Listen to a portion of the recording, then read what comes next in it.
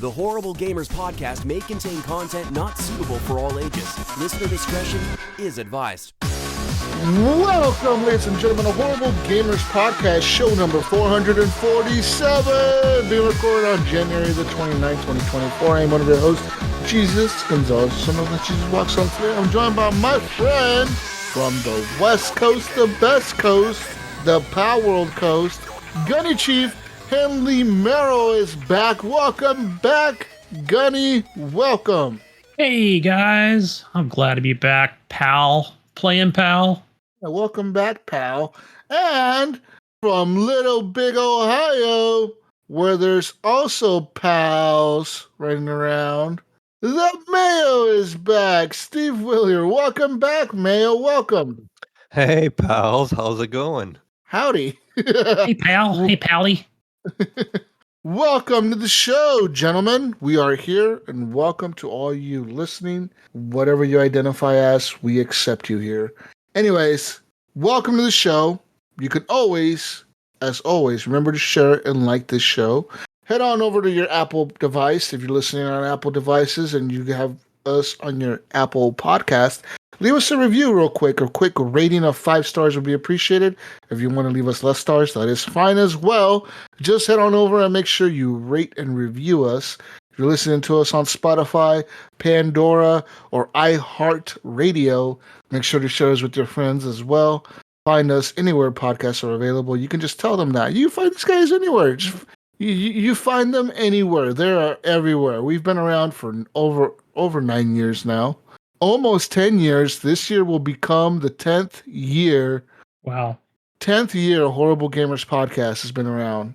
That we hit that milestone like next month, guys. Well, I would say next month, but I really mean March. So not really next month. I mean March. But you know what I mean. Couple more months. We'll be there. Listen, February is not even a real month. It doesn't even have like 30 days, guys. Like, is it even a real month? No, I hate February. I skip it. It's like a fake month, okay? Like, it's really not even a real month. It's like What if it's somebody's birthday? Let's not offend.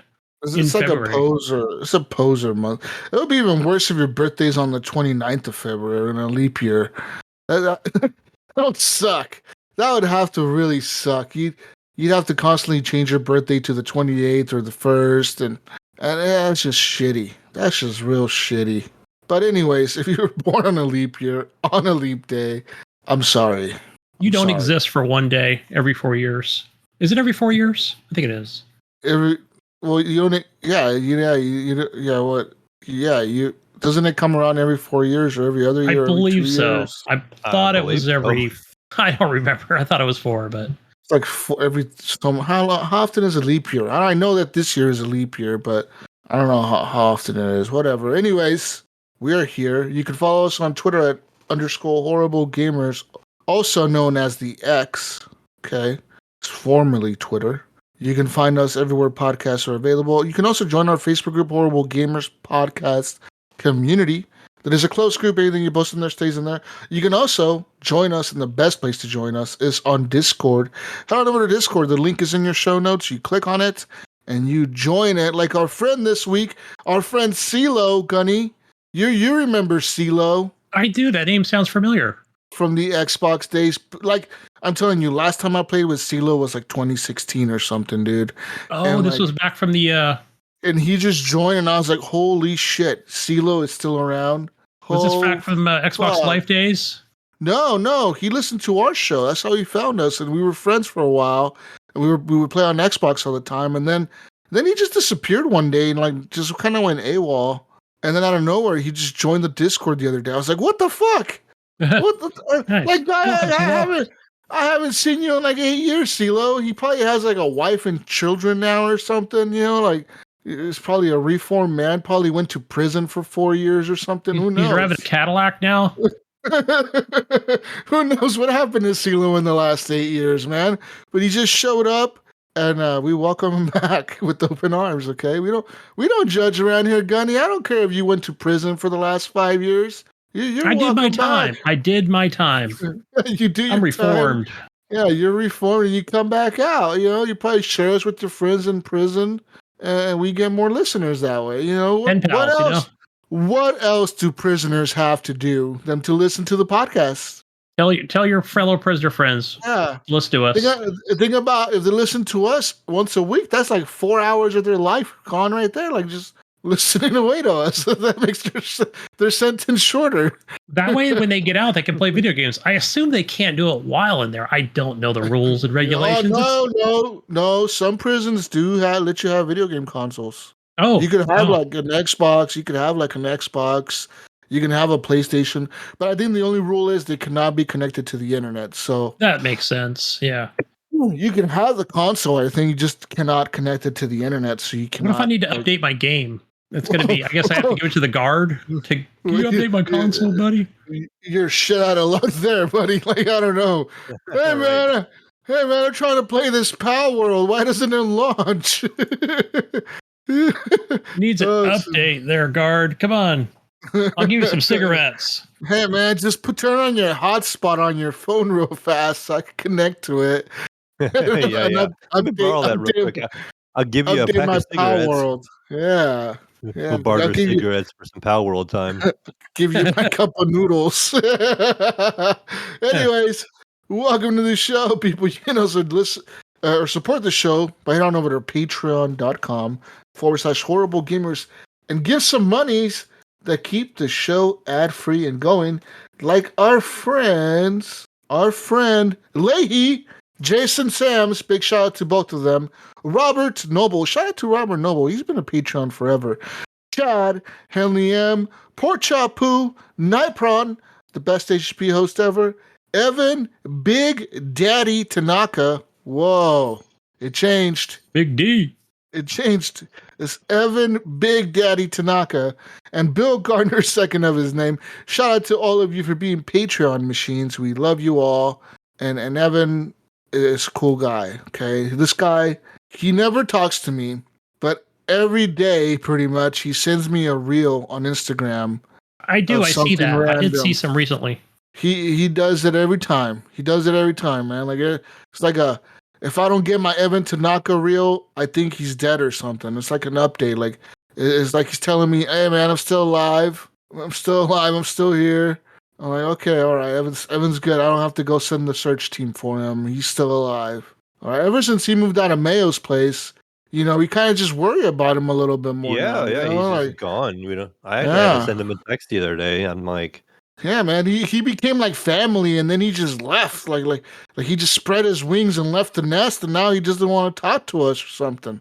You know, it's like West that Coast to West Coast down in LA. That's where we be. It's like that teenager that moves out of his parents' home and doesn't want to talk to his parents no more. Like, come on, Evan, come back. You know, Evan, we're about to send like a welfare check. Maybe disappointed him. Maybe we disappointed him. He came and met us in real life, and he was like, "Oh man, these guys are like superstars now. Now they're normal." I already live with them. Like, what's my next goal in life? He's got to move with you, Jesus. He's got to move in with you. Break my ankle and make me stay with him. I gotta get away from these guys. Break my ankle, make me stay there for fucking a whole year. See, you don't have the time to the bed. It's already, can't move. Hey, but what other podcast is going to open their doors to you like we did? Name another podcast that you could just be like, hey, I'm going to go live in your house for 3 months. And they're like, oh, yeah, cool. No big deal, bro. And then you're like, oh, well, I broke my ankle. Now I got to live here another 9 months. And then like, what other podcast would do that? Like, no other podcast would do that. All right. This is the Shelter Podcast. Yeah, we provide safe space for our listeners. Literally. Anyways, welcome back, gentlemen. We are here to talk about Pal World and only Pal World. Any other video games do not exist anymore. Pal World has taken over everything. Nothing else exists. Just kidding. I've been playing something else. I don't know about you. I know, Jesus, you probably have. I have. So I actually ended up playing a little bit more, of course, Call of Duty. But problem with that is the season is ending soon. And now it's like the grind to finish the fucking season. And I'm like way behind and I'm stressing out about it. I probably won't beat it, to be honest. I'm going to try, but who knows? But it doesn't matter because I'll still probably buy the next season. You know you will. Because I'm a sucker, dude. they show me some stupid fucking skin and some cool trailer, and I'm in. I'm like, oh man, I'm in. I want this. So yeah, you're probably right, Mayo.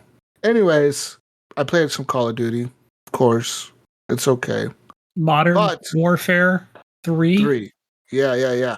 And then besides that, though, I did end up going back to play some more of that War Hospital game where you were in that War Hospital in World War I or whatever. Did you get the ambulance situation figured out? I got it all figured out, man. I figured that game out. That game, listen, it was really hard for like the first 6 tries. I failed multiple times. And then this last time, my playthrough was like pretty simple. Like I just knew what to do. I was like, all right, I knew the mistakes that I did before. And I kind of went in there and addressed all of them.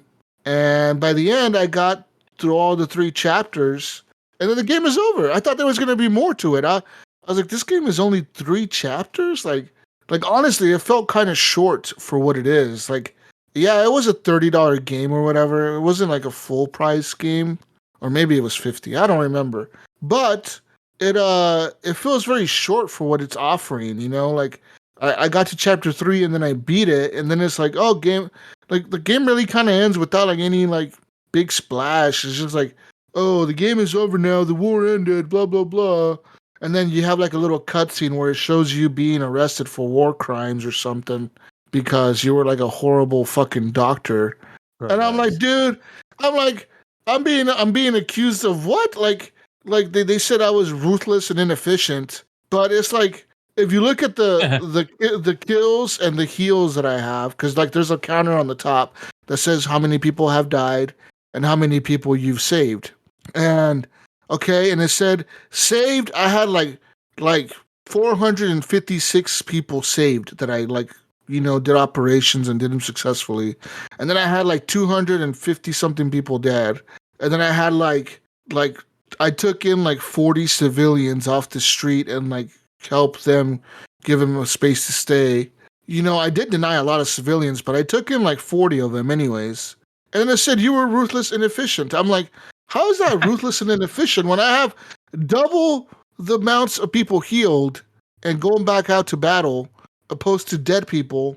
And I still fucking gave a lot of people shelter. Like, it was kind of confusing to me, like how that metric is even measured. Like, do I have to save everyone? Like, that's impossible in this game, dude. Because the game even tells you there's times where you will have to sacrifice people to be able to save other people, or like just to save supplies. Like, you just don't have the supplies to operate on people, and you have to let them die, because by the time you order the supplies and get them in, they're going to die anyway. So you have to let them die. And it was kind of like a bullshit. It kind of pissed me off. I like Frostpunk better, dude. Honestly, Frostpunk is definitely the better game. And this game is just, it felt like a lot of the choices didn't really even matter. You know what I mean?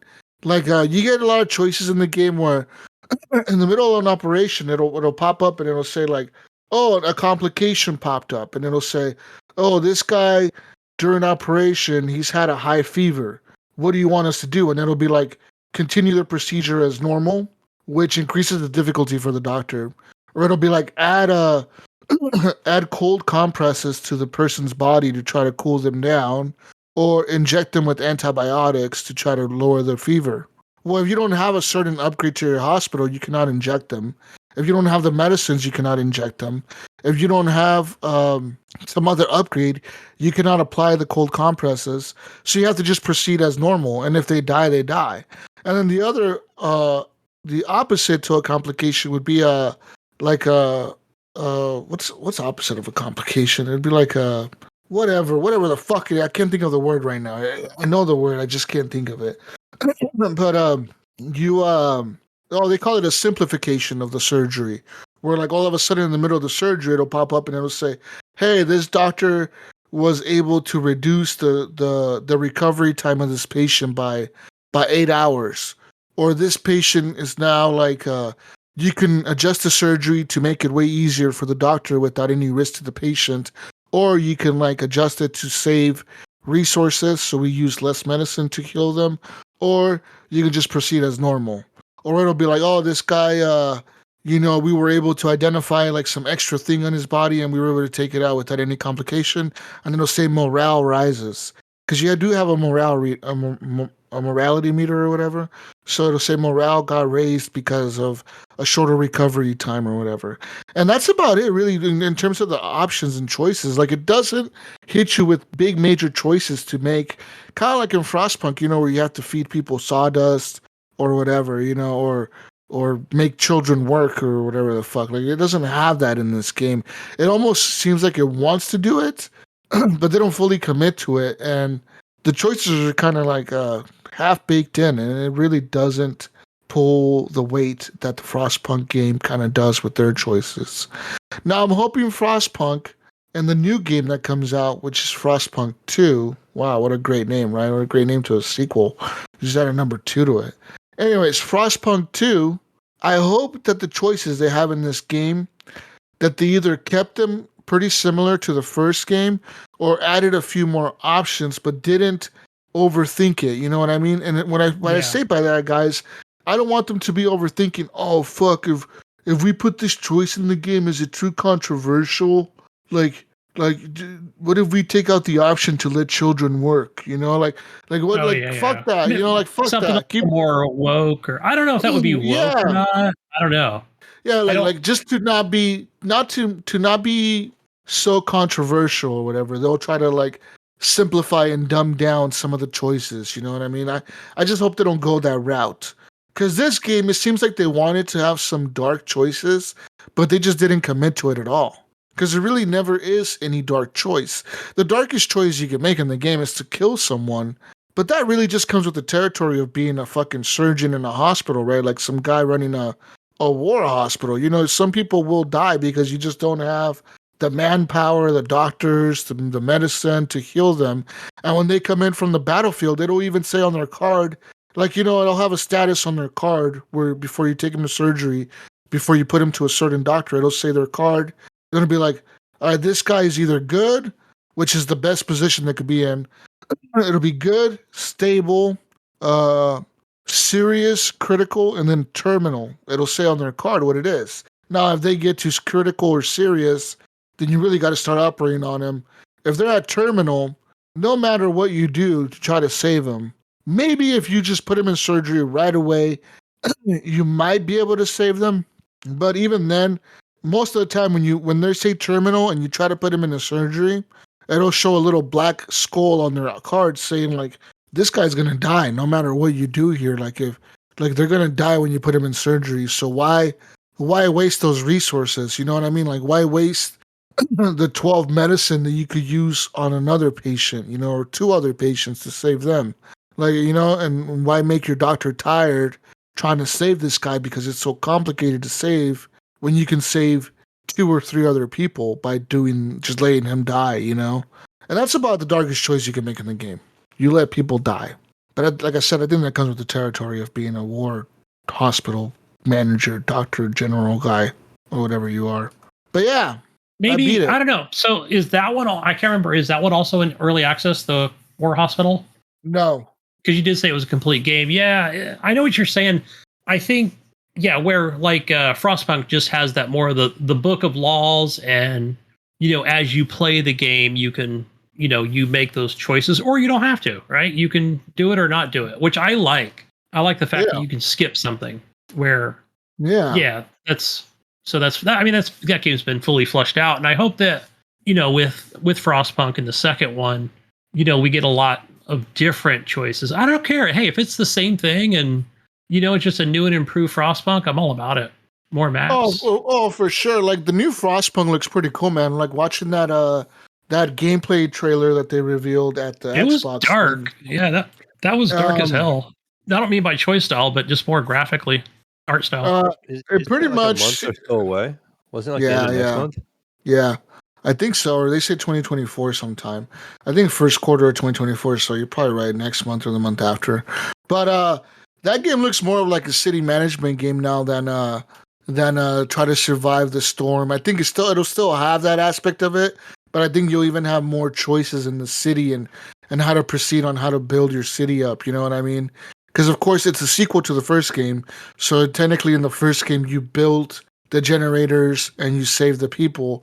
But in this one, it's more about saving the people and sustaining the city once you saved everyone, and continuing to survive the cold or whatever and the storms coming in. Because in the new one, it shows like people protesting your choices or whatever that you've made, the laws you passed. And then it also shows like people demanding more freedom, or like we want better like workers' rights, or we want our children to go to school and stuff like that, and people demanding that kind of stuff. But it also shows like certain aspects of it shows maybe in the beginning of the game when you're not the complete ruler or whatever, that you have to have like a Congress or whatever, like in your city, like with representatives or whatever, and then you have to propose laws to be passed instead of just passing them yourself. Yeah, that would be good. I'd like that. You have to sway the people to vote in your favor to pass a certain law. You know what I mean? Because it like I saw part of it that said like propose a new law to enact certain school hours or whatever, and then it said propose, and then the guy proposed it, and then it said you need 52 votes to pass this law. You only got 47. You failed. This law did not pass. So there's kind of like a Congress system in the game now where you have like a voting thing where you're trying to sway people to vote in your favor. Maybe you do favors for them. Maybe you whatever, So that kind of looks kind of like they really kind of are taking it to the next level of what Frostpunk 2 should be, or what Frostpunk 1 should have as a sequel. Yeah. But like I said, War Hospital doesn't do it. It just doesn't go there. And like I said, on top of that, the game feels very short. Like once the third chapter is over, it's like the game is over. Like there is no other mode in the game. It's just the campaign, and there's no challenge mode. There's no endless mode. There's no other like types of modes in the game. Which maybe they should have released an endless mode update or something. Yeah, like Frostpunk did. Yeah, which I enjoyed. Yeah, because Frostpunk they didn't have it at launch, but they eventually added the endless mode. And that really brought a lot into the game, where you could just go in there and try to survive as long as you can, playing it or whatever, But this War Hospital game, which, yeah, I'm comparing it to Frostpunk because people do based on the dark reality of what it is and how dark the game is or whatever. But, and the morality choices or whatever in the game, that's why people compare it to Frostpunk. But it really has nothing to do with Frostpunk. There's no correlation between the developer and the publisher to Frostpunk. I think it's a completely different developer and publisher from Frostpunk. So yeah. Yeah, but I get it, Jeez. I know what you're saying. Where and you hit on something that I really just got excited about because I thought, oh, that would be great to have. Because I'm just going to keep going back to Frostpunk, where that's the God game aspect of it, where you just pass a law, right? And then you hear the announcement, a new law has been passed. But I thought, if you could actually have like a committee or a Congress or something there to where, you can propose the law and put your best fight forward in that, where that would be nice, rather than just clicking on the button going, look, I'm just passing a new law because this is a God game and it's a city builder and I make the fucking rules, right? Where I do want that challenge. I'd like to have that challenge in the second one. It's gonna be cool having a challenge to like try to sway people, right? And like have them try to like be on your side and like doing people favors, or maybe not just doing them favors, but maybe forcing them to be on your side so they can get something that they need. You know what I mean? Maybe they need medicine. Maybe they need doctors. And you want doctors in your district? Well, maybe you should help me pass this law, and then I'll add a new clinic in your district. You know what I mean? Like, because I think the way the game is going to work is going to have districts in your city. Like, you'll have a different district for different things. And, like, of course, the engineers will probably be the rich district, and the regular workers will be, like, in the poor districts. And we'll see how all that works. Yeah. But yeah, it sounds like I'm not going to pick up War Hospital if that's the, it's... I'd say based on what I've said and what I've played and what I've experienced, I mean, it's a $30 game. I don't think it's really worth the $30, man. I would say wait on a sale. Now people are gonna argue, oh, it's $30, Jesus, it's not $60. Yeah, but the value you get for the $30, you're better off buying Power World. Honestly, I mean, yeah. Like it's just the game really just ends and it's or not that Frostpunk. long. Yeah, or go buy Frostpunk on a sale, dude. Like legitimately, go buy Frostpunk. That game is good. Frostpunk for like $10 range the other day on Steam. Yeah, I think it's been on. And if you're on Xbox, it's been on Game Pass for like a year now. Yeah, I don't know if it's just PC or also console. No, I think it's on both. It's on both. Played it on both. And it's even on the cloud version of Xbox, I think. You could play it through the cloud streaming thing, which is now available on iPhone, or it's going to be pretty soon. But I'm sure it's also on PlayStation. I don't know about Switch. Oh, it is. It is on PlayStation. War Hospital is on PlayStation as well.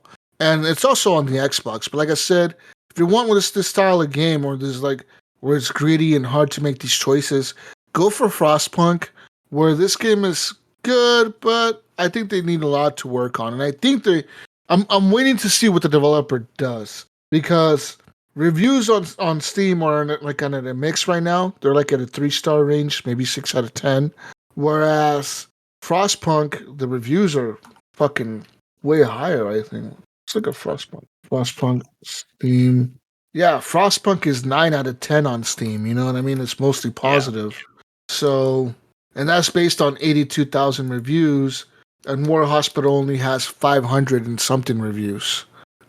So, like, you could tell how much more popular Frostpunk was at launch than War Hospital is. I don't think it launched at a very I don't think it sold a lot of copies. So I'm waiting to see what the developer, which is called the Brave Lamb Studios, I'm waiting to see what they do. If they're gonna support the game or they're gonna just drop it and go on to the next thing, and try to scrape up as much money as they can out of this to try to work on their next game, because it does suck. It doesn't seem like it sold very well, but you never know, right?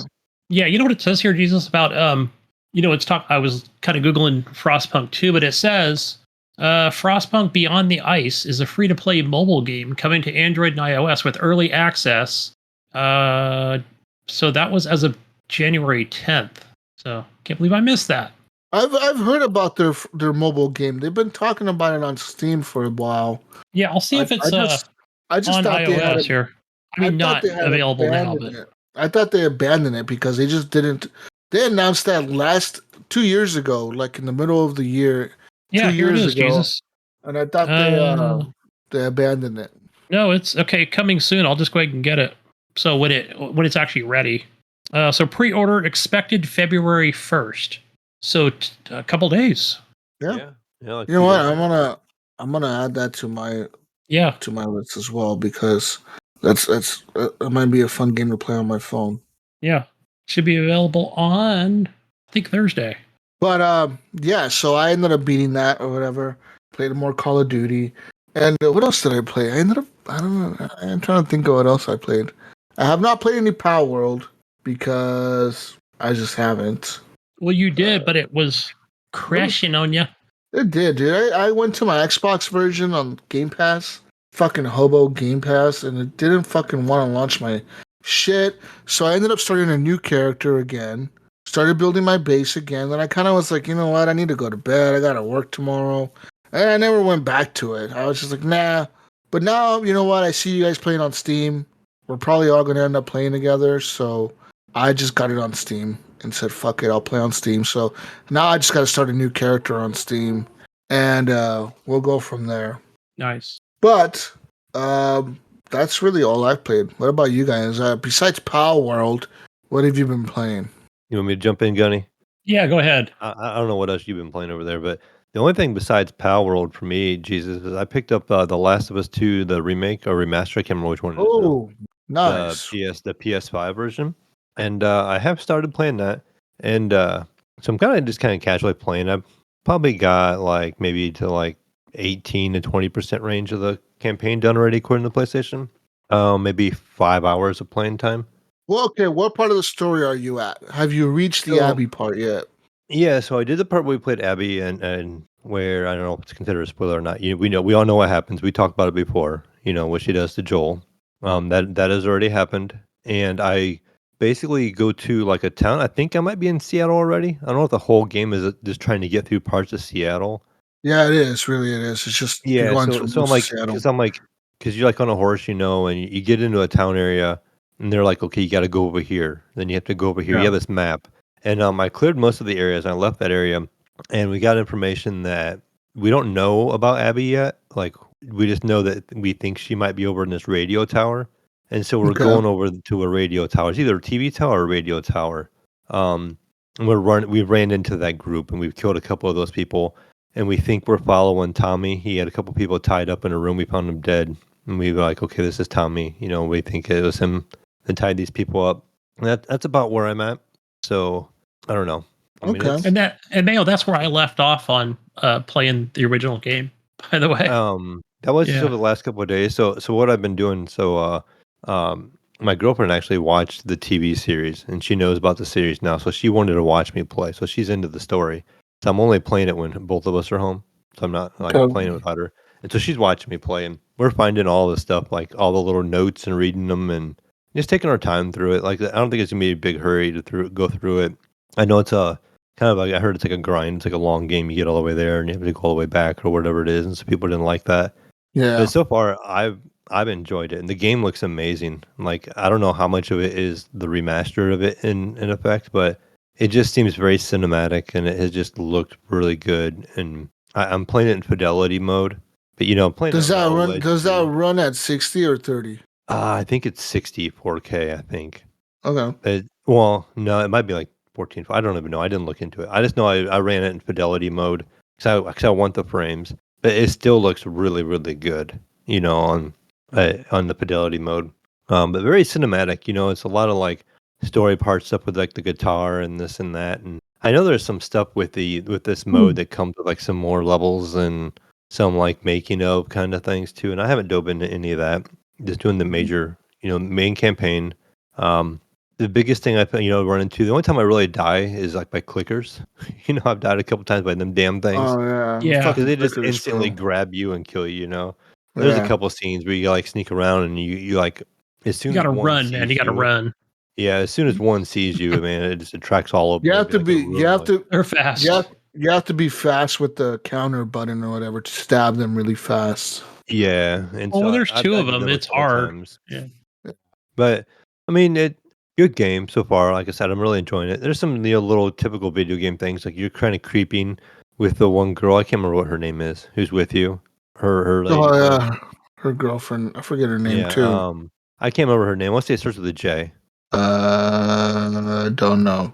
Either way, there's been times where I'll hide. Like I'm hiding behind a counter, and there's like a bad guy like walking in the room, and she's just kind of standing out in the open, and then the computer that walks by, like, right by her practically doesn't see her, or she's like crouched, but she's like crouched in the middle of the floor, and the computer Yeah. just like walks by, Yeah. and I have a little bit of that going on every once in a while, but it's been good. Like I said, it's just been a little bit of a slow process, but we're really enjoying it, and it looked really good with the snow and the horses and all that part, and the blizzard part. Kind of, I call it a blizzard part, but there's a ton of snow at the beginning. Then I got to the part where when you're in the city, like it's like spring or summer, and there's just vegetation everywhere. Everything's kind of grown over.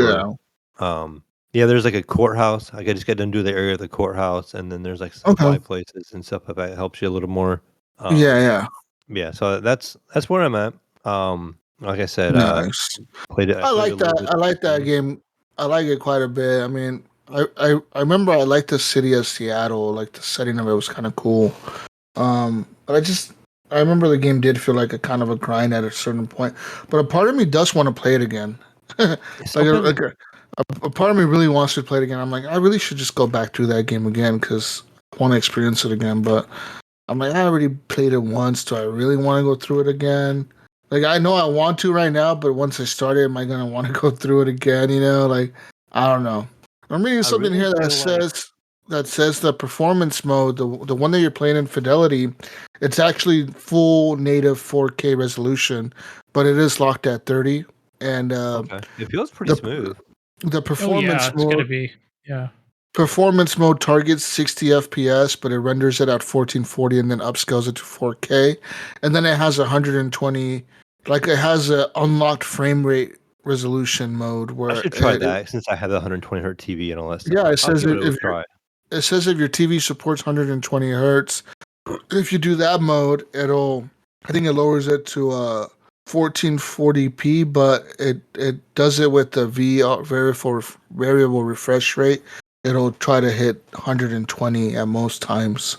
So, man, maybe you enjoyed Try better all at three of them. 120. The problem with that is though, I did that with remember Spider-Man? I did that. I went from 30 to 60. I was playing at 30 for the longest time. Then I went to 60. Then I played it for 60 for a while. And then I tried to go back to 30 because of the 4K. And I couldn't fucking do it, man. I was like, this is choppy as fuck. What the fuck is this shit? I fucked myself up. I should have just stayed at fucking 4K 30 the whole time. Maybe I'll leave it where I have it setting, so I'm not noticing an issue. Like it feels because you will notice the choppy. I didn't notice it at first when I was playing Spider-Man, and then I went to 60 for a little bit, and I was playing it at 60, 120 or 1080, 60 or whatever, and then I ended up going back to 4K 30, and I was like, what? Why is this a slideshow when I'm swinging through the fucking city? What the hell's going on? Yeah. You don't know fast until you see fast, right? Yeah, you're like, oh, fuck. Every once in a while, speaking of Spider-Man, I kind of want to dive back into that. Like, I beat the game, the campaign. There's like side stuff you can do, but then I'm like, nah. Then I'm like, yeah, I should play it. Every once in a while, I just be like swinging around the city. It's just kind of like it's cool to just fly around and fuck people up. Do a couple random. You know what they need to do? They need to make a Batman game like that game. Where you're like, don't get me wrong, the last few Batman games were decent, like Arkham Knight, whatever, Arkham City and Arkham Asylum. They were fun, but what those games didn't have was like an open, they had an open city, but everyone was bad guys mostly. You know what I mean? Like there wasn't really, unless you ran across like Catwoman or something, but or you ran in like, but it was mostly bad guys. Like cops that needed help or whatever. That's where you ran into. Yeah, but it would be like cops or something. But like they should make a Gotham City game where they recreate Gotham City as best as they can. They just got to pick a movie. Like, all right, we're taking inspiration from this movie, and this movie, and we're making that Gotham City right there. And then it's a big open city like New York or whatever. But it'll be the Gotham style where like it has Wayne Industries and all that shit. And then we're gonna make it an open world Batman game like Spider-Man, where you're running around as Batman in a city that has like people like the Penguin and Two-Face, the Joker, fucking Poison Ivy, all the motherfucking characters from Batman, and then you fight them one by one or whatever, or they all team up against you or something. You know what I mean? Wouldn't that be a cool game? That would be. I was thinking about Batman. I was thinking about something, Jesus, so if you take those games, I think all those are, I know that are they mostly made by the game studio Rocksteady, right? Yeah, I think they're all made by Rocksteady, yeah. Yeah. So they're the ones right now. They're the ones that are making the Justice League, so they're going to be working on that for a bit, right? Because they got the season passes coming out. But I'm saying, why not after that game, take the money you make off of Justice League and go to WB and say, hey, look, we know that Spider-Man has been really successful and they've done a good job with it. We think we could do a good job with Batman, but we want to make a Batman game that's not just about fighting all these bad guys.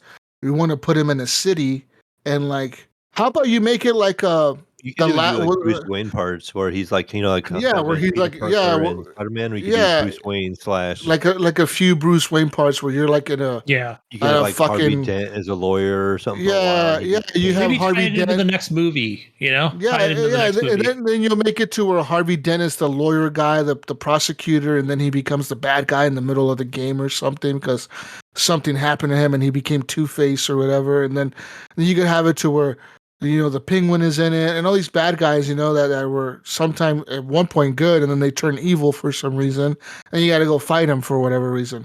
And you can make a pretty decently long game with all those characters, and then even make a sequel if it does good enough. But what I'm saying is they should really go to WB and say, hey, look, we see Spider-Man has done this, and we think we could do it just as good. Like you can even do it to where the Bruce Wayne parts, Mayo, you can have it to where maybe in those parts, you're kind of going to Wayne Industries and you're kind of telling the people what to make next for Batman. You could say oh, I want an upgrade for the Batmobile. I want an upgrade for this armor, or I want to upgrade for this grappling gun or whatever. I want an upgrade for this smoke bomb thing or this fucking boomerang batarang fucking thing that I use, or like you can, like, that's how you do your upgrades, where you're doing that part. You go to Wayne Industries and then you do your little upgrades, and then and then you can even have a part in the game where you're Batman in the open world. But you know how in the movie, like, they make Batman, like, they call him a vigilante or whatever, and they kind of like turn against him or whatever, like the cops do, and they want to arrest him. You can even have a part in the game of that, where, like, the cops are now after the Joker, but they're also after Batman because they're like, fucking Batman who's getting in our fucking way, and he's also the bad guy, so we're gonna arrest him too. And now you gotta run from the cops and the fucking other bad guys. Like, that would be a cool game. We'll do that. We'll do that, Jesus, and we'll make it like, it'll be almost like somebody will say, hey, they took the best of, like, Spider-Man and movies. Cyberpunk and Cyberpunk, it's kind of looking like that map, and it's kind of brutal. Like, that's what we want. A dark fucking game, like, in a brutal fucking world, and then, like, you could just be driving around the city and someone's getting mugged, and you could pull over and jump out and beat the fucking thugs up or whatever.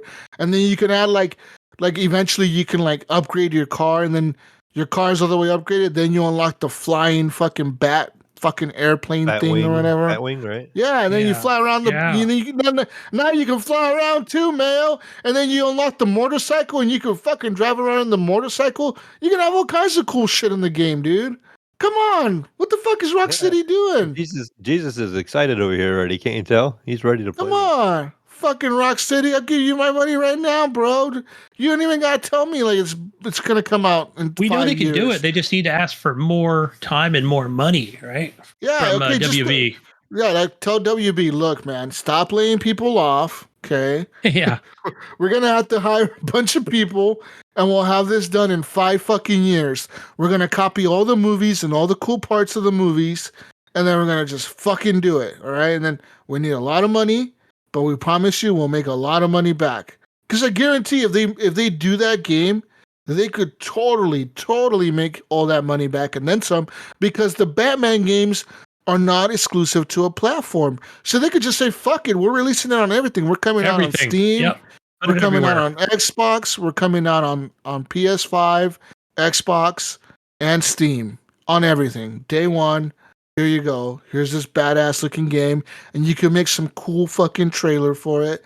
Oh, dude, I'm in. I'm fucking sold. If I was a WB exec, I'd be like, where do I sign? What do I need to do here? Where do I sign? God damn it! You need to hire how $50 many million. people? Here you go. Check. You need to hire 300 people. We're done. Tell Embracer Group to send all their employees over here. Yeah. Anybody gets laid off over there, bring them over here. Yeah, dude, think about it. That could be a fucking Batman game in the way of Spider-Man, but then you add the cool car, you add the cool motorcycle, you add the fucking cool little airplane Batwing thing, and then you're fucking golden, dude. And then you make a sequel where he meets Robin or something stupid, like, if you want to make a sequel. We're making a sequel now, and the sequel is where he meets Robin. We'll have him meet Robin. Switch between Robin and Batman. Oh, yes. Okay, listen, at the end of the first game, you're going to meet some little orphan kid or something in the streets, and then you're going to, what's your name? And the kid's going to be crying or something. It'd be like a little kid crying, and he's going to look up and say, I don't have a name. And then, like, a little robin bird will land next to him. And then Batman. Doesn't he meet Robin in a circus? Like, I don't fucking know how he meets him, but this is how we're going to meet him. Listen, I'm telling you how we're going to. Listen, this is how we're gonna meet him in a game. We're gonna meet him as a little orphan child that you see on the street, and then you rescue him, and Bruce Wayne is like, kid, well, what's your name? And he's like, I don't have a name. And then a fucking robin bird is gonna land next to him on his feet. Yeah, all right, kid, I'm gonna call you Robin. And then the game ends. Roll fucking credits. Boom, motherfucker. We got our sequel set up. We're gonna have Robin in the next game. Fuck yeah, let's do this. And then the next game could be like a Last of Us game where you're escorting Robin through a fucked up Gotham, and then you're trying to help him. And then the third game will be where crackheads, not zombies. Yeah, same thing. Same thing. And listen, and then the third game. And then the third game is going to be where Batman gets killed, and then Robin goes on a revenge spree. Listen, I got all these good ideas, man. Come on. All you got to do is copy all the Sony games. Copy Spider-Man, Right? copy The Last of Us, and we're fucking gold. We'll make millions of dollars here, guys. Come on now. Batman could be like, "Hey, boy, come on, follow me, boy, boy, come on." Boy. Boy. Yeah, there we go. Boy, I told you not to do that. We only break the bad guys' backs. We don't kill them. We must train more, boy. We need to keep training. You were supposed to kill them, boy. You're supposed to just break their back and ask them to talk to you afterwards. I can just see the IGN reviews now, a God of War ripoff or a real Batman game. I'm fucking. This is what we need, man, in the industry. Innovation, bro. Listen, you can't beat them. You fucking steal their ideas. That's what Power World is teaching us. Yeah, Okay? Yeah, it has. Which we will talk about shortly. Listen. If we learn anything from Power World, is the following: if you cannot beat the motherfuckers and you can't get them sold on your idea, then just fucking steal their idea and just copy it and make it your idea. That's all it. Batman, all Rocksteady has to do to defend themselves is be like, "Oh, you guys copy Spider-Man? How? Batman's a fucking superhero in Gotham City. Like he could run around." I watched, or I didn't watch. I listened to a podcast. I put it in the Discord. Heglaw, he covers a lot of video game stuff, and he was talking about Power World, and he was saying, Nintendo really doesn't have a whole lot they can stand on. But he was I saying, watched that same video. I think you can't I guess you can't copy an idea. An idea of the game. So like you could make a game just like Pokemon, like that plays the same way, but you couldn't have like Pokemon characters in it. You know what I mean? Yeah, exactly. Yeah. So you can't copy an idea of in a game. You just can copy like artwork and stuff is where you get in trouble. And names. But, yeah. Well, but Pokemon names. Back to The Last of Us, Jesus. Something, I don't know if it's this game in particular of something that they've done some magic over there on their end on what. But I feel like the audio was really good in this game. I have not noticed it on any other PS5 titles. Yeah. I have an Atmos soundbar with Adobe Atmos, and it's like an LG soundbar. Yeah. But it has Adobe Atmos and everything in it. But like I'll be like in the menus, and the directional audio is really good. Like I can hear like the person her girlfriend when she's walking around. I can hear like on the left side of the room, right side of the room, where they're walking, or like whether they're pacing behind me, and all that stuff through the stereo speakers, spatial, like the spatial audio. Like they did a really good. And I don't know if the old one was like that or not. If it's something they improved upon. I'm assuming they probably enhanced it a little bit, but it was really good in the first game too. It's really good in this one. Like I've noticed it more than any other game I played. Like I played God of War on here, and I played Spider-Man on here, and I played all these games on there, and I've never noticed it so much. In this game, I really, really notice it. And there is some audio that I think it comes out of the controller as well.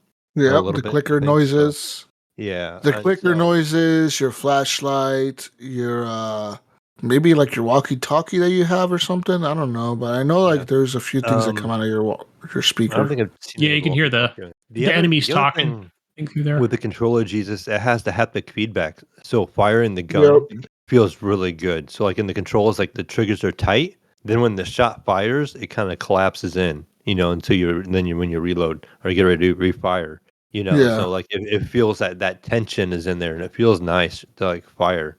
That always throws me off in some games. I always forget that exists, and then I start playing a game like fucking Pandora or some shooting game, right? I'll go around there and I'll start playing a shooting game like even Call of Duty, and I'm like, oh fuck, I forget that these things exist. like the triggers with the guns or whatever. And I know that's cool. Something new they supported, right? Maybe the old one didn't have that. And it's something new with the remake. And then the other thing is too, like in the beginning of the game, and I guess maybe the first one on the PS4 or whatever had it, where like Joel is playing the guitar, and you gotta you gotta hold on, you gotta push a direction on the analog stick for the note, and then you gotta like brush your finger across the touchpad out part of the controller for him to strum the beat, and then you have to like play a couple of songs. There's been like 2 or 3 times where I've had to play songs with the guitar as Joel before what happens to him. But that was kind of neat. So, and then there's a scene where you're Ellie. I found a guitar, and I played a song, and she starts singing kind of like with the song that Joel had sung, like a little bit of it. And so, like that was kind of cool. But like I said, very much a cinematic experience. It's very well Yeah, that told was so far, and it just looks amazing. It's got really good scenes, and it's been really good. I've been really enjoying it, and I don't regret the $50 purchase price for this like one bit. Considering one, I've never played it, but two, just how smooth it is and how it looks, and it's been a lot of fun. yeah, that was And pretty. Nice. I wouldn't say very emotional, but it was great. And like said, The Last of Us 2, kind of in the beginning of the game where when they're at the camp and when Ellie comes to talk to Joel, yeah, and that was the that was really part good. with when We're gonna Abby see that finds probably in the show. Joel, when she finds Joel and all that stuff, Jesus, that was pretty graphic. I was surprised how they did that as well. Yeah. I remember, that was like, oh wow, that's pretty impressive the way they did it and everything. And I was like, oh, this is crazy. So good stuff though. But that's pretty much all I've been playing. I've been playing Power World, of course, and I'll let Gunny talk about what he's been playing before we talk about Power World, because Yeah, we'll talk about I that got a little bit to little dig into little it. bit Yeah. later because we'll probably talk about that Okay. more. That's it. Just Uh, The Last of Us remake for me, and then Power World. Yeah, nice. So, yeah, besides Pal World, we'll talk more about it later. Since me and May have been playing a lot of that, we're probably right at where each other's levels are as well. So, but I did get a chance to play Fortnite with Ryan, Mr. Gibson, and that was fun jumping in there because he was on Xbox and he messaged me and he's like, I'm like, oh no, I've got it on the Epic Store. He goes, no, it shouldn't be an issue. Of course, I knew it was crossplay, but yeah, so we just did like the voice chat over on the PC through Xbox, and then just jumped in a lobby together, and we played duos with no build. And like I said, I rarely do I ever fire that game up, but it is a fun game. I do enjoy it. The no build, and of course Ryan, he's like level 105 of the battle pass, but I'm like level 6 here. But I did get the battle Look pass at that, by the way. Ryan. Or look at Jesus, Ryan over there with the Fortnite Battle Pass. No, it's free, right? You just have to rank up and get the coins, and then it's easy to Oh, get. he's playing so. the free one. Yeah, I got you. Yeah, so that's all. I don't know. He might have the paid one, so he had some pretty nice cosmetics. He on it. probably got the paid one. Listen, yeah. he's Big Bucks Ryan now. Okay, that's what we call him. That's what I heard they call him in the streets now. They call him Big Money Bags Ryan. And now he's got all the battle passes over there, okay? He's got all the skins. And all the skins. Yeah, he's good, yeah. Yeah, but that was fun, man. I think we were just coming in like 20th place, But some of those guys were really good because Ryan wanted to go to a lot of those places that, had some of the better weapons and, shit like that. So, but it was cool, man. I had a lot of fun. But I'll tell you about the last match that we had. We jumped in, and I think it was before we went to some island or whatever. You could just have all these fucking all this loot fucking just spit out a bunch of good stuff, and then we just got murked after that. But and I thought, oh, I'm getting better at this, kind of playing duos, and and I'm staying close to them, and we're like, all right, we see those guys down there, let's go fuck them up. And we were doing that too, but we get to this part where I come up, and one of my strategies, I've always said it on here, is where I'm like, okay, I'll see guys, they see me, they start firing. It's time for me to take cover. Either I flank them because they don't expect it, or I'll just make sure I find cover. My health is good. I've got the weapon ready to go. Come around the hill and just start fucking shooting from one side. But man, if I didn't do something boneheaded stupid today, where we come up on this house and there's this roof part in front of me that's like right at fucking eye level, and there's a guy getting in the car, and Ryan's like, they're getting in the car. I'm like, all right, I cut the street covered. And then there was a guy just kind of right fucking in front of me, and he's on this rooftop, and he's shooting at Ryan, and he doesn't see me. And of course I pulled the trigger on my weapon. It's like, okay, it's kind of a single shot weapon. I'm sitting there holding the trigger down because I don't know my weapons, right? And then I'm like, oh crap, time to run back and regroup and recover. I run right into Ryan headlong, man. Boom. And just I'm trying to get around him, and I guess I'm a bullet sponge at this point. And then, yeah, I just go down right there. And then Ryan takes the rest of the fucking gunfire. I'm like, shit, totally out of sync, Yeah. It was like an epic fail, but it was fun, It was an epic fail on my part, but yeah. Still fun though. I really enjoy that game sometimes. So harder to find ammo when you're playing duos for some reason. I guess because I always forget it's not a Diablo thing where everybody gets their own thing, you know. So nope. Once you grab it, nobody else can grab it, you know. Right. Or if you're not searching for it, you're not the only person in that house or castle or gas station or whatever. You're not taking everything with you, you know. But yeah, it was a blast. I gotta play that game more often, but stuck on the old Pal World. But yeah, over on Xbox Game Pass stuff, I haven't really fired up like the Game Pass thing even on PC, you know, for obvious reasons. But I did go ahead and download this little indie little title called, it's like the latest thing on Game Pass called Go Mecha Ball, because I was reading the description and it was like, oh, like it's a, you know, this top down kind of isometrical little silly little game with pinball style mechanics or whatever. I'm like, wait, what is this game? So firing it up, it's like, it's more like, you know, just think like marbles or something, but you are like a character with guns. But it's, you can just, I think it was left or right trigger was like where you kind of turn into just this rolling thing, you know, and you can kind of roll really fast if left and right triggers, you know, to kind of evade enemies, or you can hit them, and that's how you kind of get your ammo. But it was fun. It was just like a little, just think of like a little sandbox, fun little shooter, you know, where you're just kind of playing this character who can roll around and slam into enemies and, you know, shoot them at the same time. So I think you can have I had like 2 guns unlocked, and there's other abilities where you can have these little rockets, like you get 6 or 7 enemies on the screen. You know, you can kind of do damage like by pressing kind of like your super. So it was a fun little arcade game. So I recommend it if you got Game Pass. Check that out. And Be Castled. So I played that on the Steam Deck. Jesus, I think I talked about it last week, and it actually works pretty well. I want to say I just played it mostly with a Bluetooth mouse. I felt that was just the best way to play it. Yeah, that worked out pretty good because you do a lot of mouse stuff unless you're actually building stuff. Just a lot of clicking. But over on the desktop with Be Castled, Jesus, I feel like I either suck at that game or I'm getting bored with it, even with like updates to it, where I feel like I'm not progressing fast enough, even on like Recruiter 3, you know, which is pretty low. You can, I know Ghost Nico would probably call that still baby mode. And it's like, yeah, I don't know. Either I'm just doing something wrong where I feel like even the stuff that I'm unlocking where, what am I thinking of here? Where you just unlock more shit, you know? So, you know, whether it's the stone walls or, you know, knights, you know, instead of just the regular soldiers, or you have that option as well. So I don't know. I just got bored with it. I was playing yesterday, just trying to get further into it and unlock more stuff. But if you remember, Jesus, one of the updates they have in that game is where it'll show you the direction of the enemies, which way they're going to come next, right? After the day as the night begins.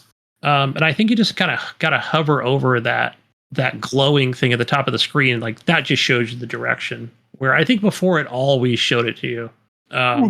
One of the other updates they had is it's got like a cheat mode, but I don't know how to activate it. So I'll be checking that out as well. But I clicked on it, Jesus. I just don't know how it actually works. So maybe they just put it in there. They didn't put any cheats because I didn't actually see any way to activate it, or, you know, if it's got unlimited build, I have no idea. So, but yeah, I'll keep cracking away on it, either on desktop. Just again, that's one of those games I'm going to play for 15 minutes and I never go back to a save, you know? I just feel like I always want to start a new world and kind of go as far as I can. So make sure you have enough food. I even did that in baby mode. I didn't have anybody, you know, doing any fishing or hunting. And yeah, my people died really fast. So, yeah. And I always play Flatlands. I don't know about you, Jesus. I don't do any kind of like castle on a hill or anything crazy. I try to keep everything as flat as possible. So I keep that in mind because I know I'm eventually going to build walls, and but maybe I should do more mountain stuff because then enemies cannot get up mountains, right? So because otherwise they could just attack you from any side, right? Where you might limit them if you do something like that. Where, yeah, I don't know. Maybe next time I'll do some more hill stuff. I feel like to me it's more of a challenge, but it's not because again, if enemies can't access it, you can't either. So just keep that in mind. Your guys will have to go out further and further for like lumber or anything. So yeah, so that's enough for the Beat Castle game. But yeah, other than that, Rotato on the Switch, and but Mayo, I think it's time to talk about some Pal World, pal. Yeah. What do you think? I think we're right where I'm right where you're at because Yeah, so it's kind of interesting because like we were just talking before the show, and I think you're further along than I am, but I have some stuff that you don't. If that makes any sense. Like you have a couple of like higher level pals, but I have like you mentioned like I just got done making the furnace and you do not have the furnace yet. So like I feel like my base has probably come along a little further than yours has, but you have more pals in your camp or completely different ones from what I have. yeah, I've got like a full page. I think they're calling them pages. So I got the So I've 30 got achievement, the goal, like in the tutorial part of the game, they're telling you have to collect 30. I did get to the 30 point. yeah, I'm probably at probably 40 or 50. So again, those were a lot of those were random, right? Because I was just trying to go through the tutorial. Mhm. But Same. back it up because I from last week, I said, yeah, I'm playing this on Game Pass. I think I was playing on so I've been playing on the Xbox console, the X itself, and that was a really good experience. I know it lacks some things, not a lot, versus like a Steam edition. Whereas the Game Pass PC version is more like the console edition. And yeah, I didn't ever experience any crashes. So yeah, over on the X, and I would say like just what is it? I'm just going to name one thing, and that was just that Xbox versus Steam, where you can't name your pals, right? You can't name them on the Xbox, where Yeah, you can that's one of do the it on bigger Steam. differences between the two. I also have it on Steam now. I started off initially on the Xbox. I just tried it out on Game Pass, where like, treat it like a rental almost. And the nice thing about Game Pass is being able to like try it. Then Yeah, I thought about it a little bit. And I'm like, I really wasn't sure if I was gonna play it. But then the more everybody was talking about it, the more it kind of made me want to play it. And then I kind of dove into it, and then now I've been enjoying it. But I did pick it up on Steam, and I did a fresh character spot. Well, it really wasn't very far on my Xbox version, so I didn't really mind, just jumping in on the yeah, Steam and I think version once I knew that was the better version. And in terms of like stability, it has DLSS, and then it has where you can name the pals and stuff like that. And to me, like I tried the Game Pass version on my PC, and it had a little bit of a stutter to it for some reason. I don't know why, and it runs way smoother on my Steam version. And I don't know if it's like a unique scenario on my PC or what, but it just had a little bit of stutter, and I didn't really mess with it, anymore. But when I first did it on the Game Pass, I changed the game to epic settings. I put the draw distance. I think it's like 90 is like the max or the FOV slider. I yeah, set that to max, and I went through and I did all the settings. And you don't have DLSS, but it just felt like I had like a little bit of a stutter and like a little hitch in it, and it was kind of like throwing me off sometimes. The Steam version didn't have that.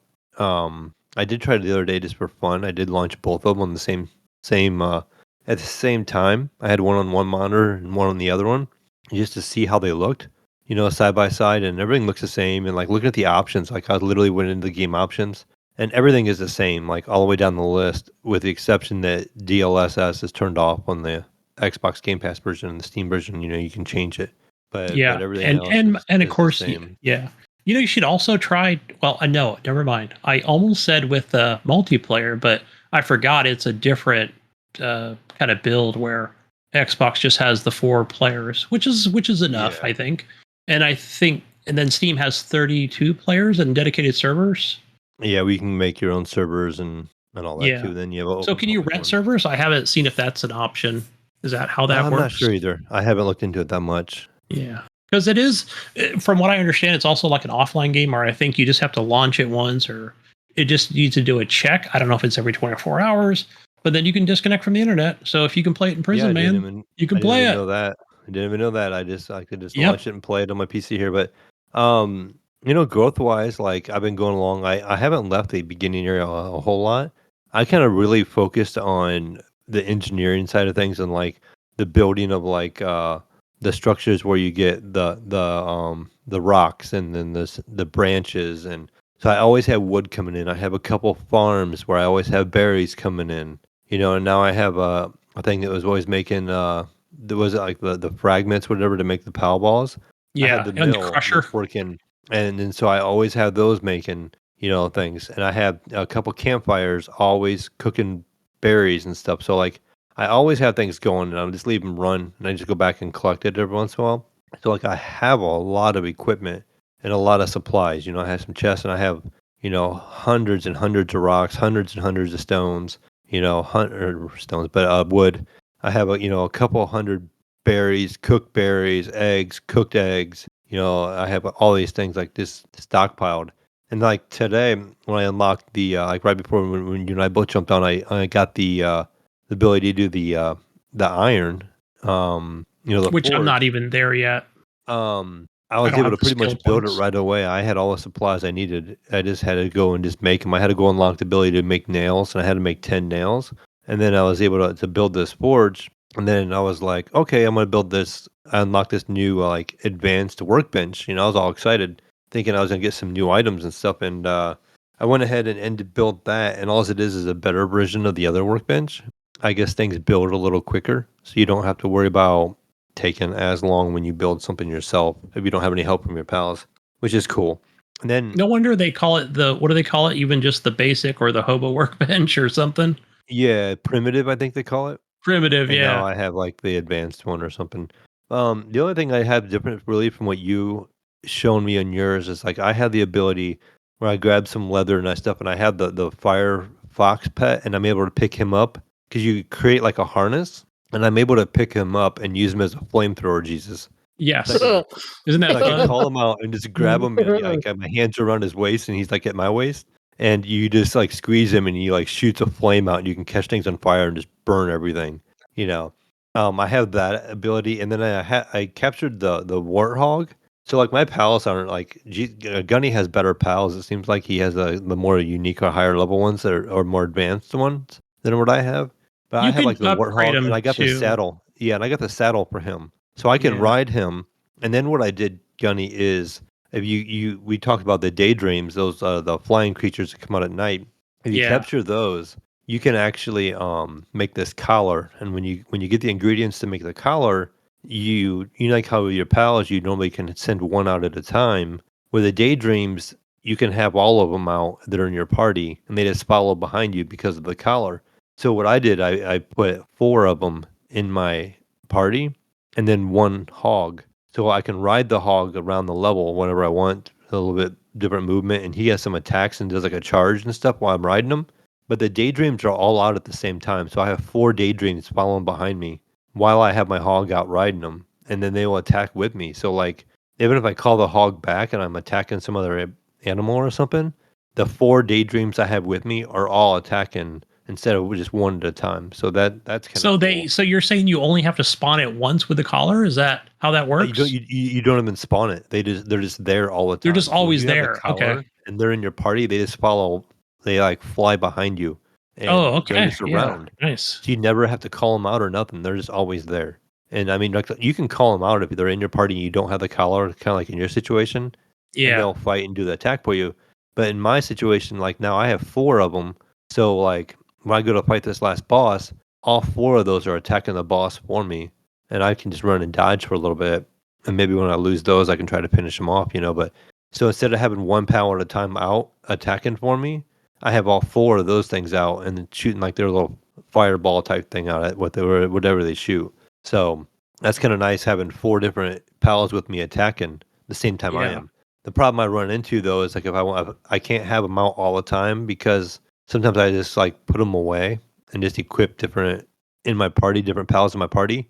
Because if I'm trying to go out and capture other ones, if I have four of them out and they're flying around with me, they kill everything too quick. I can't Yeah. like Yeah. capture it. They I do. get it Yeah. low, and then all four of Right. them will shoot it at like the same time, and they just obliterate it. And I'm like, shit, I'm like, I'm trying to catch this Yeah. thing, and they just keep killing it. So Right. Right. I I have know. run into I that, hate that. Yeah. and so you could just have one in your party, and then just one flies behind you. But like, I'm getting ready to go fight that boss in that first area, the first boss in the whole tutorial Rain's mission castle or list. something. Yeah, so like I have 4 of them out right now flying around behind me, so like I feel like I'm ready to go over and tackle that. I also have the ability. I made the flaming bow and arrow with arrows, flaming arrows. Oh yes. You So I said I have can that get as those from the well. fox, right? Yeah, you get the little The heat cores or fire core or whatever it was from the foxes for killing yeah, I those. forgot the name of it, but I keep And forgetting I yeah, can you gotta get a go. few of those, and you can make the flaming bow and arrow, and then you gotta make some flaming arrows. But I got the then mostly poison, but I the should next probably one get the I flaming seen, ones. yeah, the one just after the poison one is a 3-shot bow and arrow where it shoots 3 arrows, but it only costs you 1 out of your inventory. Is the next one I just unlocked, so I'll be building that one soon. So you basically you'll fire 3 shots of arrows, but it only costs you 1 arrow. So that's kind of cool. So that'll be next. But my base is very primitive. You know, I have a little like 1 by 1 hallway kind of thing, and then like a little. It's shaped like an L, and on the L I have like a bed, and I sleep there, just let the nighttime pass. And I have like I said, the 2 gardens, and then the rock, the mining place, and a tree place, and then I have a forge, and then I have 2 campfires, 1 trap, and that's about it. And then my pals, I pretty much I have like 3 or 4 sheep. I have like 3 or 4 of those little pink ones, cat ones, whatever they are. And then some of my Yeah. cool ones, I have like 1 or 2 elephants. I have 1 of the penguins. I have 2 of the foxes in there. So I look at their abilities on the PAL board, or whatever you want to call the PAL box or whatever, and you see what's in your party and in your camp. And they all have like their own specialty thing, what they do. So like I have an earth one, and he's actually a lucky one. So he's like ginormous compared to the other ones. He takes up a ton of room, and he eats a little more than the other ones as well. So that's another thing you gotta look at too, is like how much food they like to eat. So like how you have the little food thing for the pals you put down. Different pals eat a different amount of food, and they have like an indicator on the bottom how much they eat and how often they get hungry. So sometimes you got to kind of balance that out if you want to like manage your resources a little bit. Like I have a couple of the ones that work really well around my camp, and they only use like 1 bar for food. Where there's other ones that like, okay, he's really good at like watering things, but he uses like three bars of like food in the show that he just eats more often. So Yeah, the real I workers. don't I Yeah. don't I don't use him. So I use the ones that just require a little less food, but they're like a jack of all trades kind of thing. But I have a bat. I have a couple of those dream catchers. I have a couple of the owls. The bat's really nice. He's a good carrier. So like when you make things, when he goes and picks it up and flies it back to your storage, he's a faster form of transport because he like flies and doesn't have to like run. And he goes back and forth a lot quicker. That's something he's nice with. But I mean, just exploring the game. I like having fun with it. Just running around checking things out. I don't know you, but the only time I really died in the game has been more my own situations where I caused it upon myself. Besides the time I was showing the Jesus the game, I attacked something way bigger than me and it kicked my Yeah. ass. But most of the time, I have died in this game by lack of stamina, and it's happened to me a couple times where like I think I can make a jump, and I'll have my Oh yeah. glider, Yeah.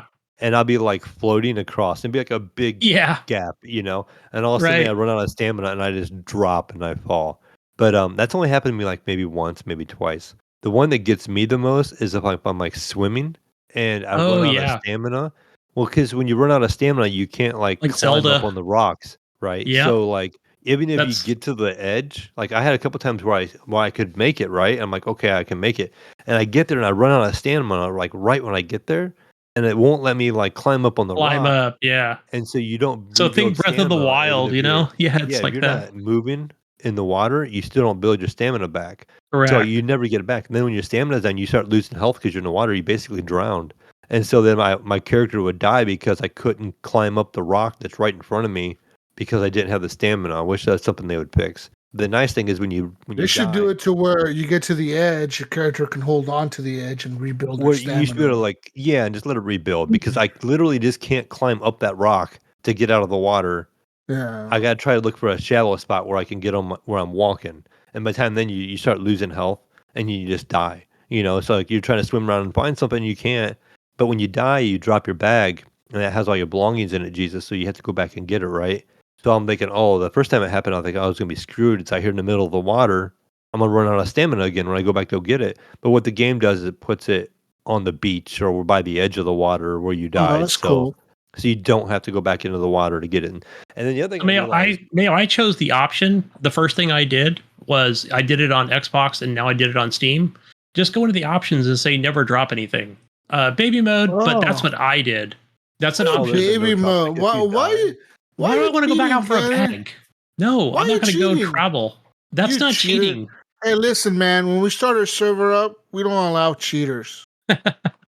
You can also choose just drop everything but he's got to put his equip. big boy pants on and come over and play with us. Huh, Jesus. Yeah. Just look at me, guys. I got all the pals because I put the thing on where it says, give me all the pals in the beginning of the game. Hey, I don't have any mods on. And I did find out too one time. It does have mods. I died and I was further away, right? And you can choose respawn points. And the one time I chose to respawn it on an island, and it wasn't by all my stuff, and my bag was a little closer, right? So I'm like, okay, I can get to my bag a little easier instead of me going back to my base and then have to run all the way back over there. So I respawn there. When I respawn, the game it's at night, and you don't have any of your clothing, so my character immediately gets cold and starts taking damage. Yes, yeah, so I died. I'm trying to run and try to get to my bag. I'm like, I can see it on the map. Okay, I'm running that direction, a full speed sprint. And then I'd run out of stamina, and I'd have to walk, and I'm like losing health. And I start running again with my stamina. And I was like, I got close, and I died again. I'm like, oh shit, now I've died twice now. What's going to happen? Well, I lose everything in my original bag, and then only get the newest bag, maybe. Correct. But I didn't Which have has nothing in it.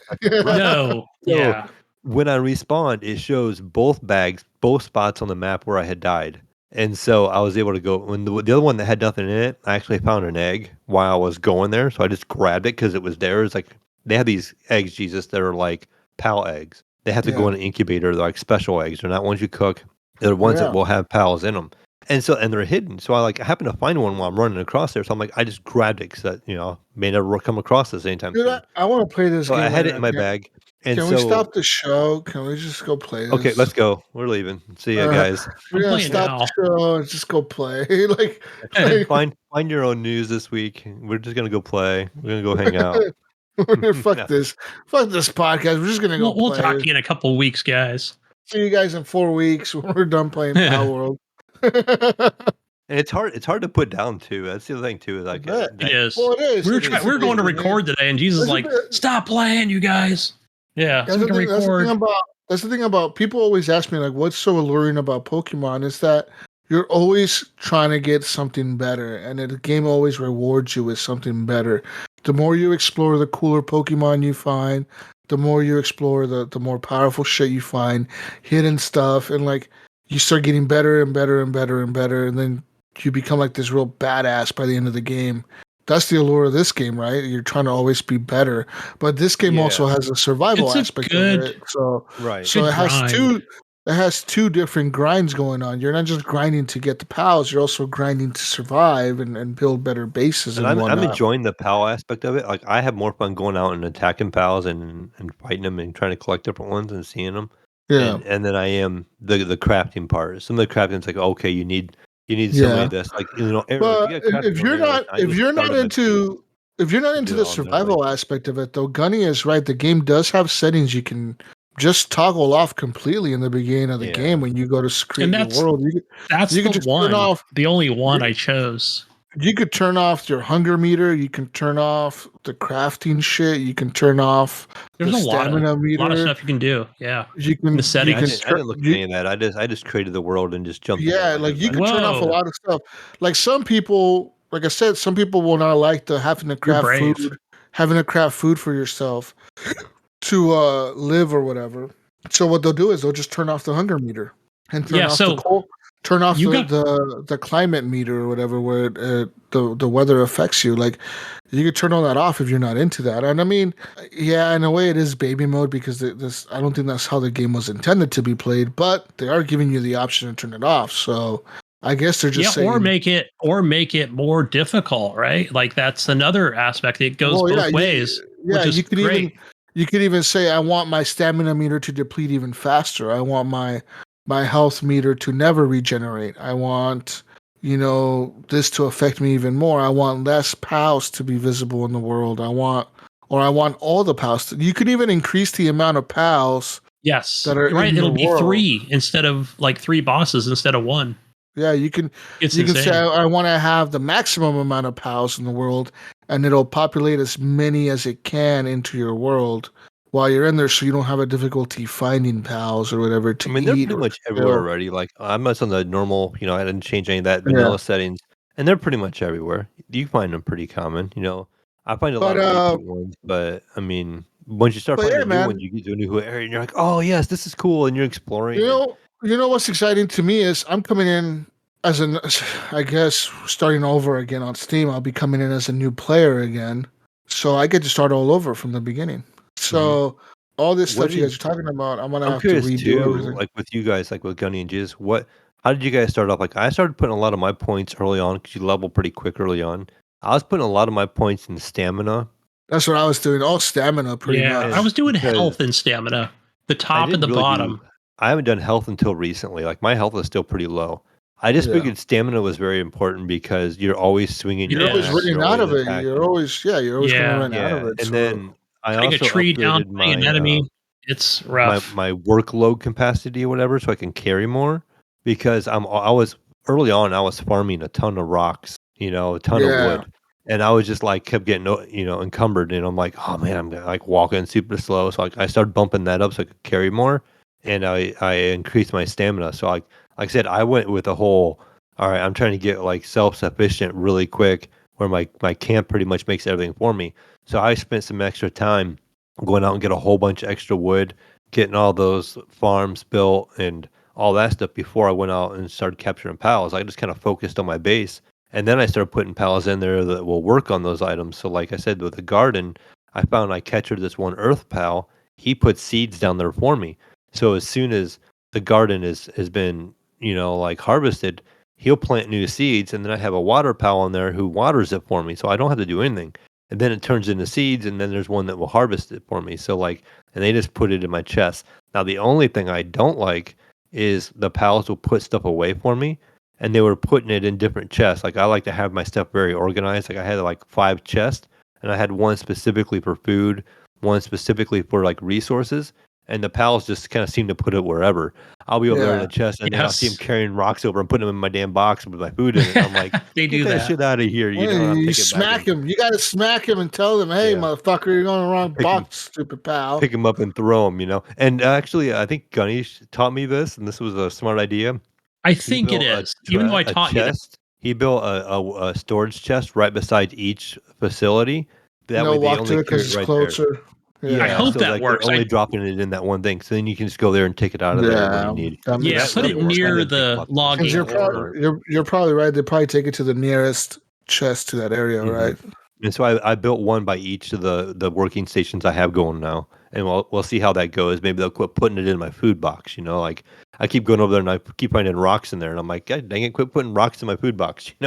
But Yeah. I So wish that I I wish think there was a that was little the more thing too, control Mayo, there. But where what was it? There was like the key or something. There was like the copper key that was just in the random box by the logging area, like yeah, my I've little gotten logging different. facility, and then like where the hell? Like they must have found the key on the ground. I think you know where I think that key came from, Mayo, was where uh I actually had a box in my house. So, oh, let me just back up here for a minute. So again, bought it on Saturday on Steam. Have it on Game Pass. I'm like, oh, I'm gonna play this version. I don't know, it's better, different, whatever. I can name my pals. Um, but so yeah, so then I'm like, all right, I'm just gonna build not a huge house, something.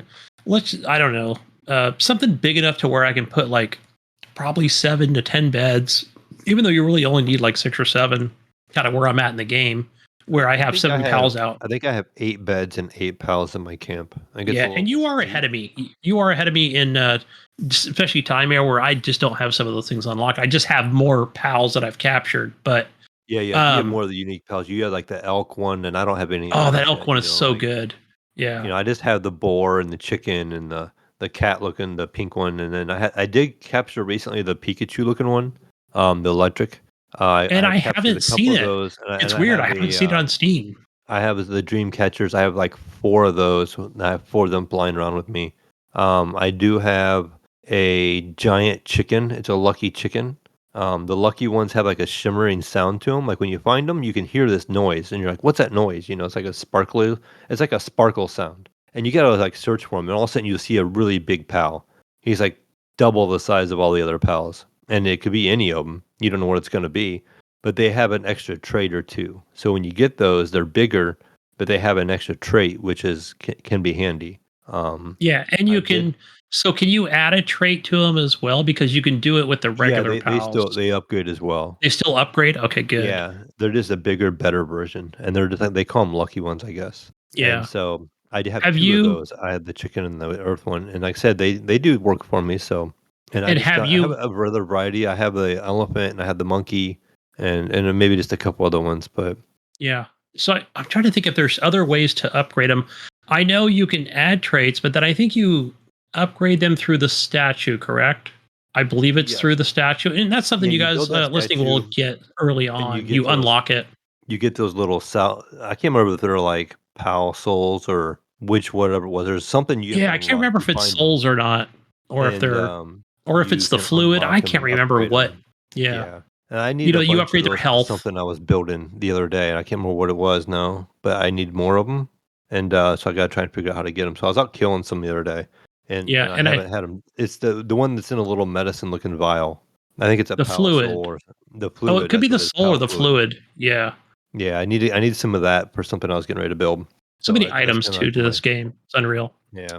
But going back, Mayo. So bought it on Steam on Saturday because I was talking with Ghost Nuke. I'm like, oh, that's right, it's in my cart. I gotta buy this because I want to play it on Steam. And you say it's the better version, Ghost Nuke. I'm trusting you on this one.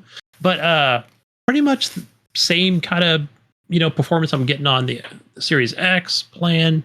Um, but again, naming my pal. So I jump in, Mayo. I know what this is, right? I know this game already. I've been playing it. And but this time I go down below the starting area where it's kind of a nice flat area. Put up my PAL box, and I'm like, great, I can put a nice big house here, and put a bed and a chest and 7 beds and a fire place, and where I can do some cooking and all these different things, right? And so then immediately it's like your base is being invaded. I'm like, what the fuck, right? So guys come in and they just burn the place to the ground, right? It doesn't take long. And I'm like, oh fuck, I need to get the See, I've been water lucky there. pals.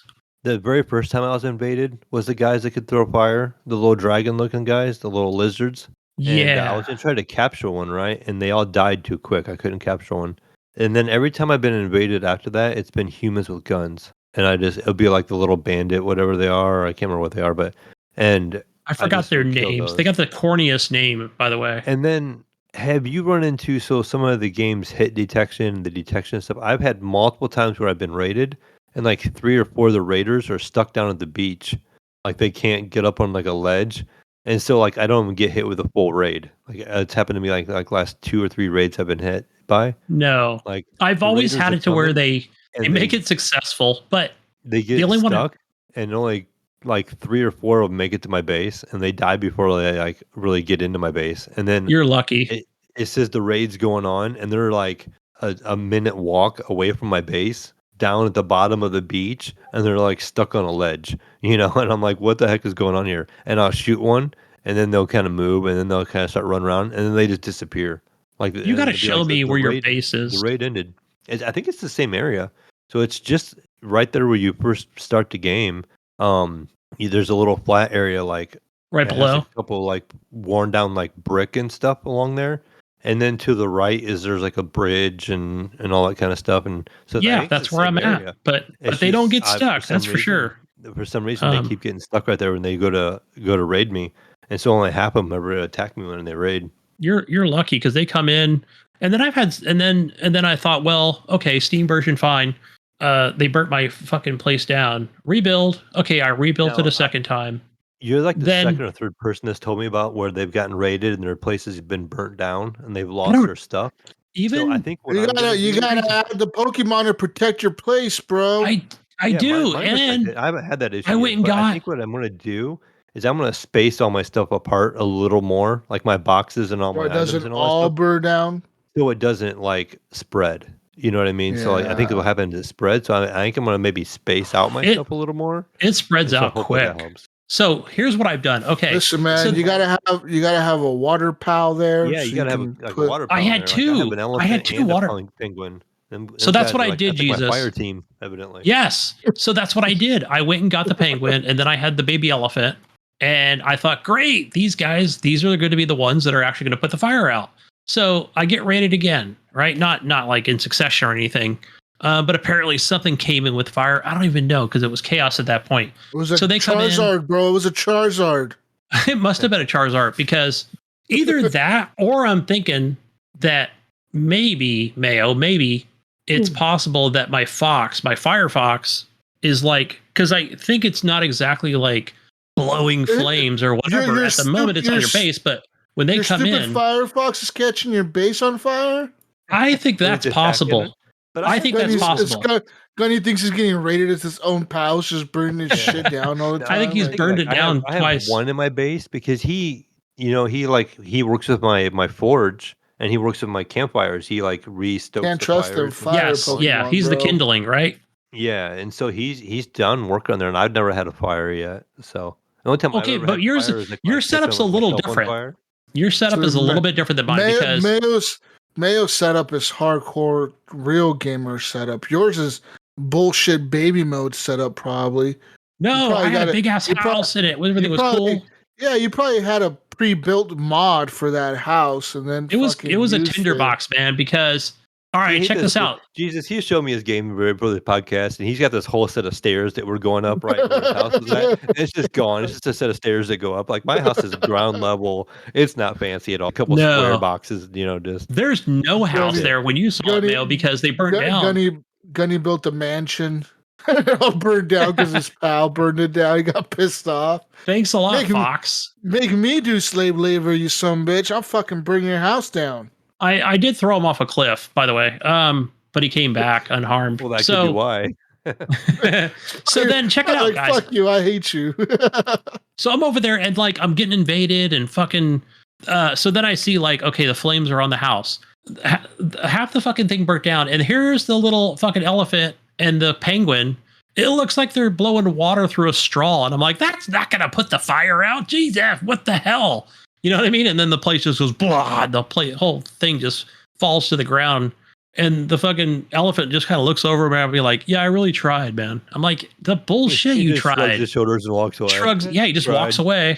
I guess I'll go water plants now. I'm like, you guys are fucking lame, I thought. But no, you have the right mindset, Mail, what you did, because this is all giving me good ideas for when I start playing the game. The things that I could do and I shouldn't do. Yeah, so don't build a large house. I mean, I don't mean like a mansion. Don't build stupid houses like Gunny. Build a shack like Mayo did. A little bit. Build a shack because that's what you want. You want the shack to put your bed in. No, don't enable baby mode, Jesus. We can't be playing baby mode as well. I'm a real gamer. I can't do this, huh? What is this, the baby mode podcast? You're taking our clout away, Gunny. We're called the horrible gamers, but doesn't mean we're bad at games, dude. Come on. Fuck. I'm bad at games. That's why I'm horrible. No, that's the only setting I turned off. I'm not messing with raids or anything like that. Yeah, bullshit. You go to Gunny's world, everything's peaceful. There's never any raids. He doesn't have any creative mode. He doesn't have to he doesn't have to harvest anything. He just fucking has everything ready for him. No crafting. Everything's in his menu just for him to click on build. Oh, Gunny, you rebuilt this house. You show up at Gunny's house the next day. Oh, Gunny, you rebuilt this house right away. Oh yeah, I built that. Got like marble floors and everything already. I'm like, what? Fucking gold statue of Gunny. Gold statue of Gunny in the front yard. That's gonna be once I enable mods. Oh, I'm gonna have the mods soon. You're gonna be like, how'd you do that? Has all max level pals walking around. Well, I thought it was funny too because when I was showing Gunny my game, because I have captured 2 of the lucky ones. Gunny said he thought that he's seen them in like some streams and he thought they were mods. And I thought they were. I have not come across them. You just run across these random ones, Jesus, and they'll have like a shimmer sound to them, like a sparkle sound, and then they're bigger than a normal pal, and they have an extra trait. So when you hear that noise, go find that guy, and you want to capture him definitely. Go hit him with the stick and catch him. Yeah, they're a little harder to catch. They have a little more health. They do a little more damage. Listen, man. First thing I'm crafting is a fucking bow and arrow. I love my bow and arrow. Like I think Gunny using a spear. That's like the first unlock I did. I did use the bow and arrow. That's the first unlock I did on my first playthrough was the bow and arrow. I kind of even I did the stick, and then I fucking as soon as I saw the other unlocks, I was like, I could unlock the bow and arrow. Fuck yeah, I'm unlocking And this then right away.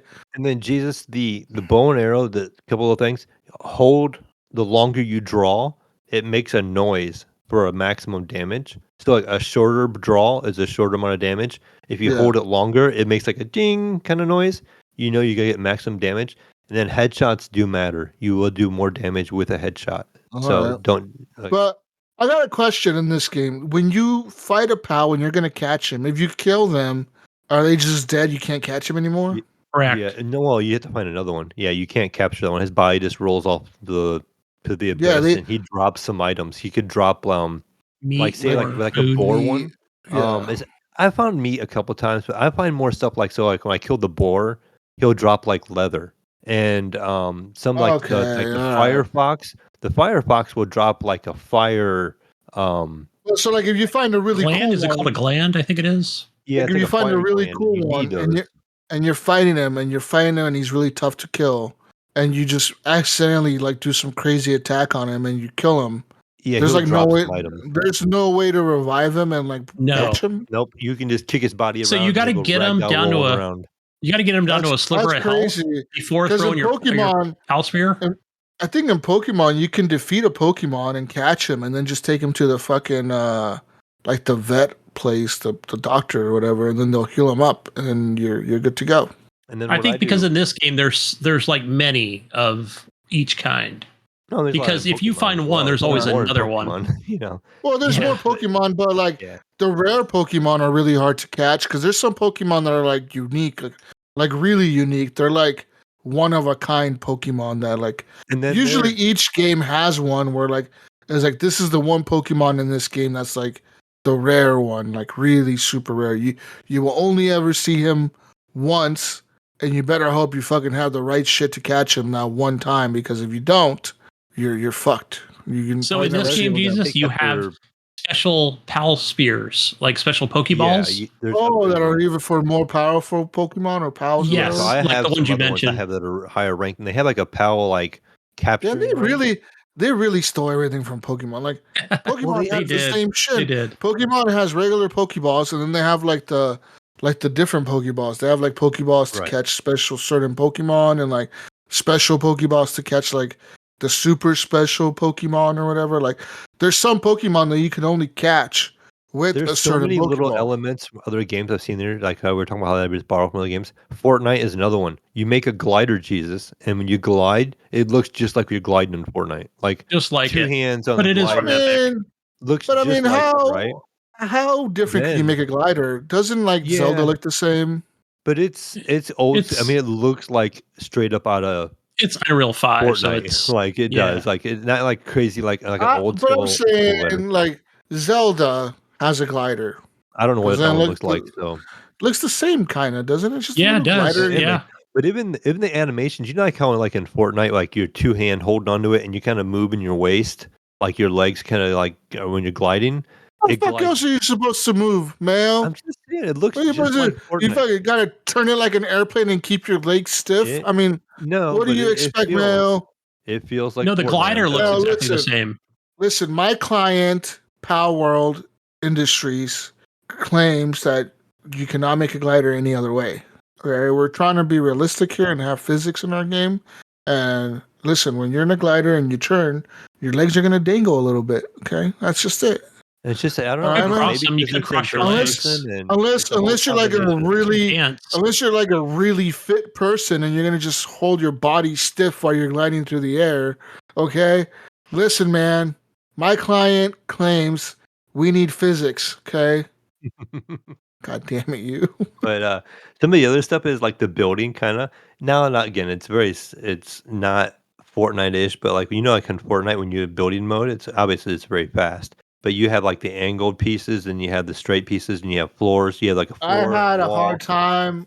I had a hard time with Power World when I was trying to build a house, and I was trying to make a second floor, and I was trying to put a staircase in my fucking house. Yeah, It- you didn't Yeah. do It that. was It'll That say was not supported, impossible. right? It'll say That- not supported. Oh my with god! Yeah. It took me literally like 20-30 minutes trying to fucking angle that thing to make it but snap definitely need to on do to the some work top. there to figure out how to get all that. Then the staircase needs like a patch to like make it easier to snap onto things because like it's impossible to build a And I second think floor. in is it Valheim, guys, where I wish it was more like that to where I think you can do like a blueprint, like you don't have to have the resources, but then go back for more wood and come back and build. That would be nice if they did the blueprint style. Yeah, type just thing. say like, oh, you're gonna build this type of house. You need this much wood and this much stone and this much whatever. Like, go get all this shit. Once you have it all, you can start building it, or your pals will start building it, or whatever. I don't remember what it was, but I think I wish too. I think this was the case. Was it's been a while since I built my house. Didn't like when I built walls. Don't you have to go hit build each time? Like you would place a wall, then have to hit build, select the wall, build your next wall. I wish it would just keep the walls up. Well, and in then this you could just game, keep Mayo, placing them.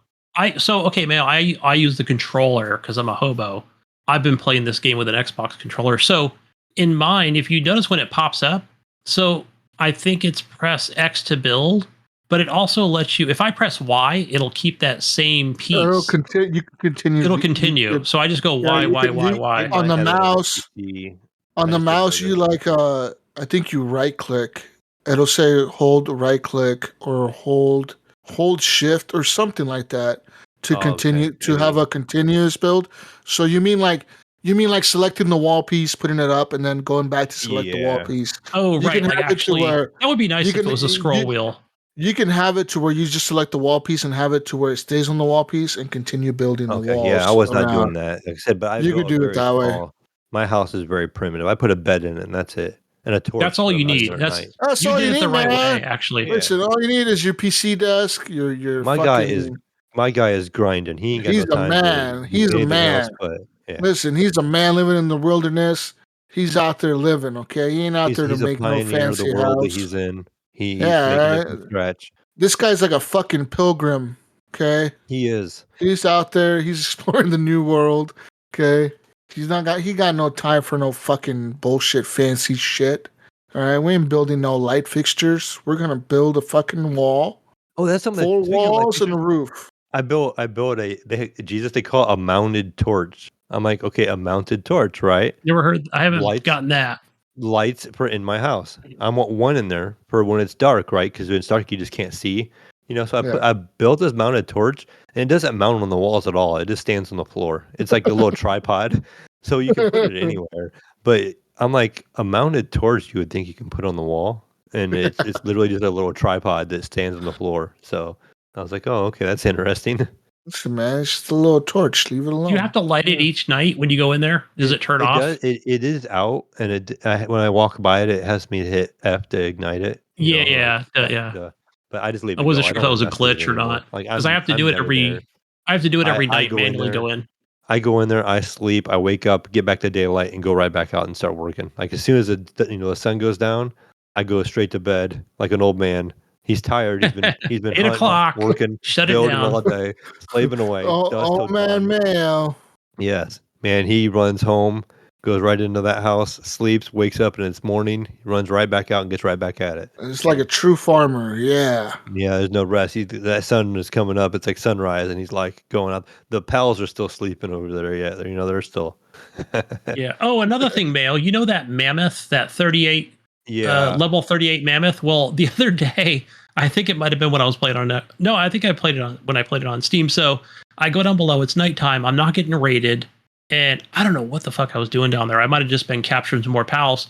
Well, on my way back up to the base, I decided to whack the mammoth in the ass with a bat. Just kind of hit it one time. Was sleeping too, right? Because they sleep. No, it sleeps at night. But he wasn't asleep. I don't think he was asleep. I just ran past him. It's getting dark, and I whacked him on the ass, right, and just kind of gave him a good tapping, right, and I just kept running back to the base because I think I was getting cold or something, but I wasn't close to dying or anything. So I think I was running away from a couple low-level enemies, but I hit that level 38 square on the tush, and just kind of kept running and laughing, as I went. And so I get up to my base, and I'm up there, and I'm like, "Yay, I'm safe" or whatever. Well, that fucking mammoth was not happy with that whack on the butt, so he came up to the base and started like throwing out his attacks, and I'm like, "Oh my gosh, I'm sorry, I didn't mean to hit you." So then I didn't want him to destroy my house. So then I ran back down the hill And then he was focusing more of the attacks on me. But I'm like, as much as I didn't want to raid, but he was so angry at me. But it's a big mammoth, so he can't run fast. So I was able to. And he's got like 40 some thousand health or something like that too. Yeah, So. it was insane. But he couldn't. Yeah, every time he threw an attack, it was missing me. But I couldn't get back to my base. I'm freezing to death. I'm about to die. So I was kind of like I was just stuck there for a while.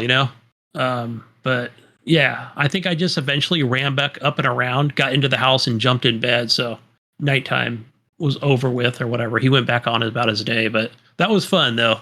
Just little things like that they put in the game, like aggro an enemy and fuck around and find out, Yeah, for sure. But I have aggroed a couple by accident. Try to attack one pal, and another one will start attacking. And I've had times where like I'll just come across one, and like most time you can just run by them and they don't do anything. They're pretty peaceful until you attack them. I've had a couple before that just like almost make like just eye contact with me and just decide they're just gonna fight me.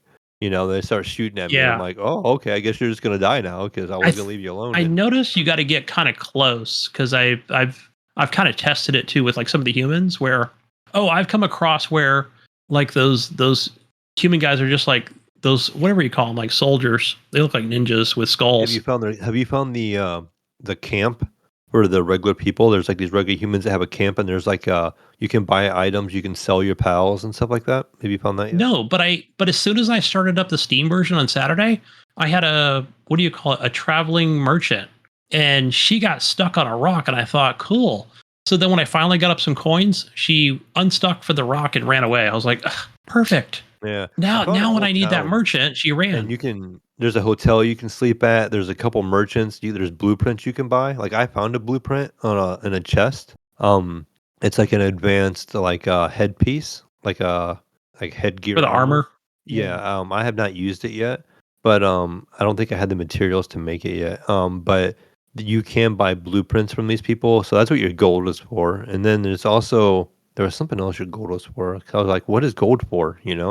I haven't used any of it yet. But then I found these people in this town, and there's I've got like merchants and all that kind of stuff. $1,500 You can buy pals, and they had different ones that they said that are good. There's like a merchant that's selling them. I don't know. Like I didn't really look into them. I didn't buy any of them. But and I guess there's also and I think if you get higher up in level, there's like a level 30 boss. I was watching a video today about once you like defeat the boss, something about how you can something like I guess he's a merchant. Like he becomes this merchant that you can bring back to your base and keep him there the whole time. I don't know if he's like a pal at that point or he just kind of like just stays there. And I guess his inventory refreshes quite often according to the video. So I'm like, cool. That's the carrot on the stick for me as well, where I'm like, love to have that merchant just always at the base, for things I might need. Since I don't think the game really, you can't fast travel between points, right? That's not a thing unless you die, correct? At least I haven't been able to, even though you can see them on the map, but you can't fast travel. I have fast travel spots. You just have to get to it and then you can travel from one to another. Okay. See, I thought I do have several unlocked. I thought I've hovered over them, but I didn't know you can actually fast travel to them. So you gotta go to the statues. So you have to be at one statue to travel to another, correct? And you have to unlock them, yeah. Oh, okay. So maybe that's what it is. You just can't do it from your menu. See. Okay. Did not know that. That's why I was trying to figure out where, like, they got fast travel, but I don't see it. So you have to be at an actual statue. Okay. Yep. Little things like that I'm learning. So go play Power World, people. Go play it, like I will be doing tonight. Anything else, Gunny, you played real quick? No. That's about it. Little bit of Assassin's Creed Mirage, but I played that for a minute, Jesus. So I'm like, I want to go play more Power World. So, yeah. Fuck that game. Buy it for $10. Oh wait, don't buy it because Ubisoft doesn't want you to own your games. Just not anymore. They made a statement. Just do whatever you want, I guess. I don't know. Anyways, it's news time. We wanted some news, gentlemen. Start off here with some more bad news first. Embracer Group, the company attempting to forge one video game publisher to rule them all, has just presided over another round of layoffs. Mayo, Eidos Montreal is letting go of 97 game developers and support staff, the company announced on X. Shortly after Bloomberg's Jason Schreier scooped that the studio had just canceled an unannounced Deus Ex video game. So this is the statement they released. For the last 17 years, our teams at Eidos have worked on some of the most beloved brands in the industry, combining deep storytelling and innovation into unique games. We have created memorable multi-awarded experiences that we are proud of, and we know our team members have put their hearts and soul into them. The global economic context, the challenges of our industry, and the comprehensive restructuring announced by Embracer have finally impacted our studio. A difficult decision has been made to let go of 97 people from development teams, administration, and support services. We are working to support all the impacted personnel through this transition. These very talented, highly experienced people are entering the employment market, and we want them to find their next projects and are helping to do so. As we navigate these difficult times, the well-being of our team is our priority, and the continuous commitment to creating games that players will be able to enjoy in the nearby future. To our players, it's oftentimes not just the games, but the game makers as well that we all celebrate and admire. Our commitment is always to making the best games for our amazing fans. And even with this restructuring change, we continue to fight on to deliver those awesome experiences for us to share together. Thank you for your continuing support and well wishes from Eidos Montreal. So, this is just another round of layoffs and the crazy round of layoffs that we've seen this month. Embracer Group, like I said, laid off 97 people.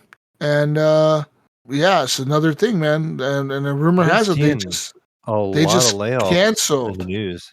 They just canceled company a after company. big game. I mean, Deus Ex is a big title for them to cancel. It is. Yeah. We were due for one. We're really due for a Deus Ex game. It's been like we haven't 5 seen years? one more than that, dude. It's been like 10 years since the last Deus Ex game. Was the last one was Deus Ex Mankind? Mankind? I thought it was Mankind. I know you were the only one to really play in the most of that game. That was 2016. That was fucking 8 years ago, dude. 7 years ago. Crazy. In other news, moving on to some more news here, gentlemen. A Blizzard employee snagged a decade of WoW game time just before being laid off. Oh, man. Okay, so one guy said, once I realized that what was happening and that I was going to be laid off, I made sure to jump into Keyring and use all the 1-year subscription codes I have left. And he had 10 years of it. Nice. So now his account will expire on October 14th, 2023. Hey, man, I'm sure he's not the only one, right? Like, I'm sure, I mean, he's just reporting that, but I'm sure he recommended it to everybody else, you know, that was getting laid off. Like, grab your shit, get into whatever he just called it. Fucking shit, yeah, your fucking whatever, and get your fucking free years. Yeah. So, yeah, I mean, he said if the amount of the subscriptions, if he would have paid monthly for these subscriptions for the amount of time that he had, it would have cost him $1,754. If he would have paid a yearly subscription for those years, it would have cost him $1,520. So regardless, he's up $1,500 in terms of if he was going to play WoW still, you know, which I assume he planned to. He has 10 years of service. Yeah. Good stuff. And somebody pointed out in the comments, like I was reading on like a YouTube channel where he was like, they were like, well, he's going to be buying coins, so I'm sure Blizzard's happy with, you know, even him taking that with him, you know, because he'll be playing it, but still spending more money. Mm-hmm. Keep him in the ecosystem. Some more news here. Developer Rocksteady was forced to pull Suicide Squad servers offline less than an hour into its early access release after players experienced a bug which automatically completed the game after they logged in for the first time. So you logged into the game, and as soon as you launched it, the game said, "Oh, you're done. You beat it. Congratulations. You've completed the early access version of it. Nice." The perfect Gunny game. It's like baby mode times 10. Yeah, I finished a game. It was a hard game. Here's the screenshot to prove it. Anyways, let's move on to some more news here. More news. The next PlayStation State of Play is going to be held on January 31st. So that's right. Today, PlayStation officially announced the State of Play 2024 event, stating, join us January 31st for 40 minutes covering 15 plus games, including Stellar Blade, and Rise of the Ronin, Mayo. Rise of That's the Ronin. right. Players will get an Nice. in-depth looks at Rise of the Ronin and Stellar Blade, in addition to many other updates on other games that will be released in 2024 and later on for the PS5 and the PSVR 2. However, a few titles have already been leaked. Insider at Special Nick, who dropped cryptic hints about the content of the next state of play. According to the tweet, we will get an exciting mix of new game announcements and reveals, and the event will air sometime on January 31st. He said on the 31st, Ronins will rise, will die stranded, have a rebirth, and Kojima will fulfill his dream. Sonic will live in the shadow of his generation, while the hills will remain silent until the dawn when you need to catch the metro. Just don't be a Judas about it. Now, with this being said, a new leak has also come out that Metro will be announced at this event because Metro Games, the people who make the Metro games, have been working on a VR title, and it's called Metro Awakening VR. Ooh. And apparently this is going to be a new title in the Metro series.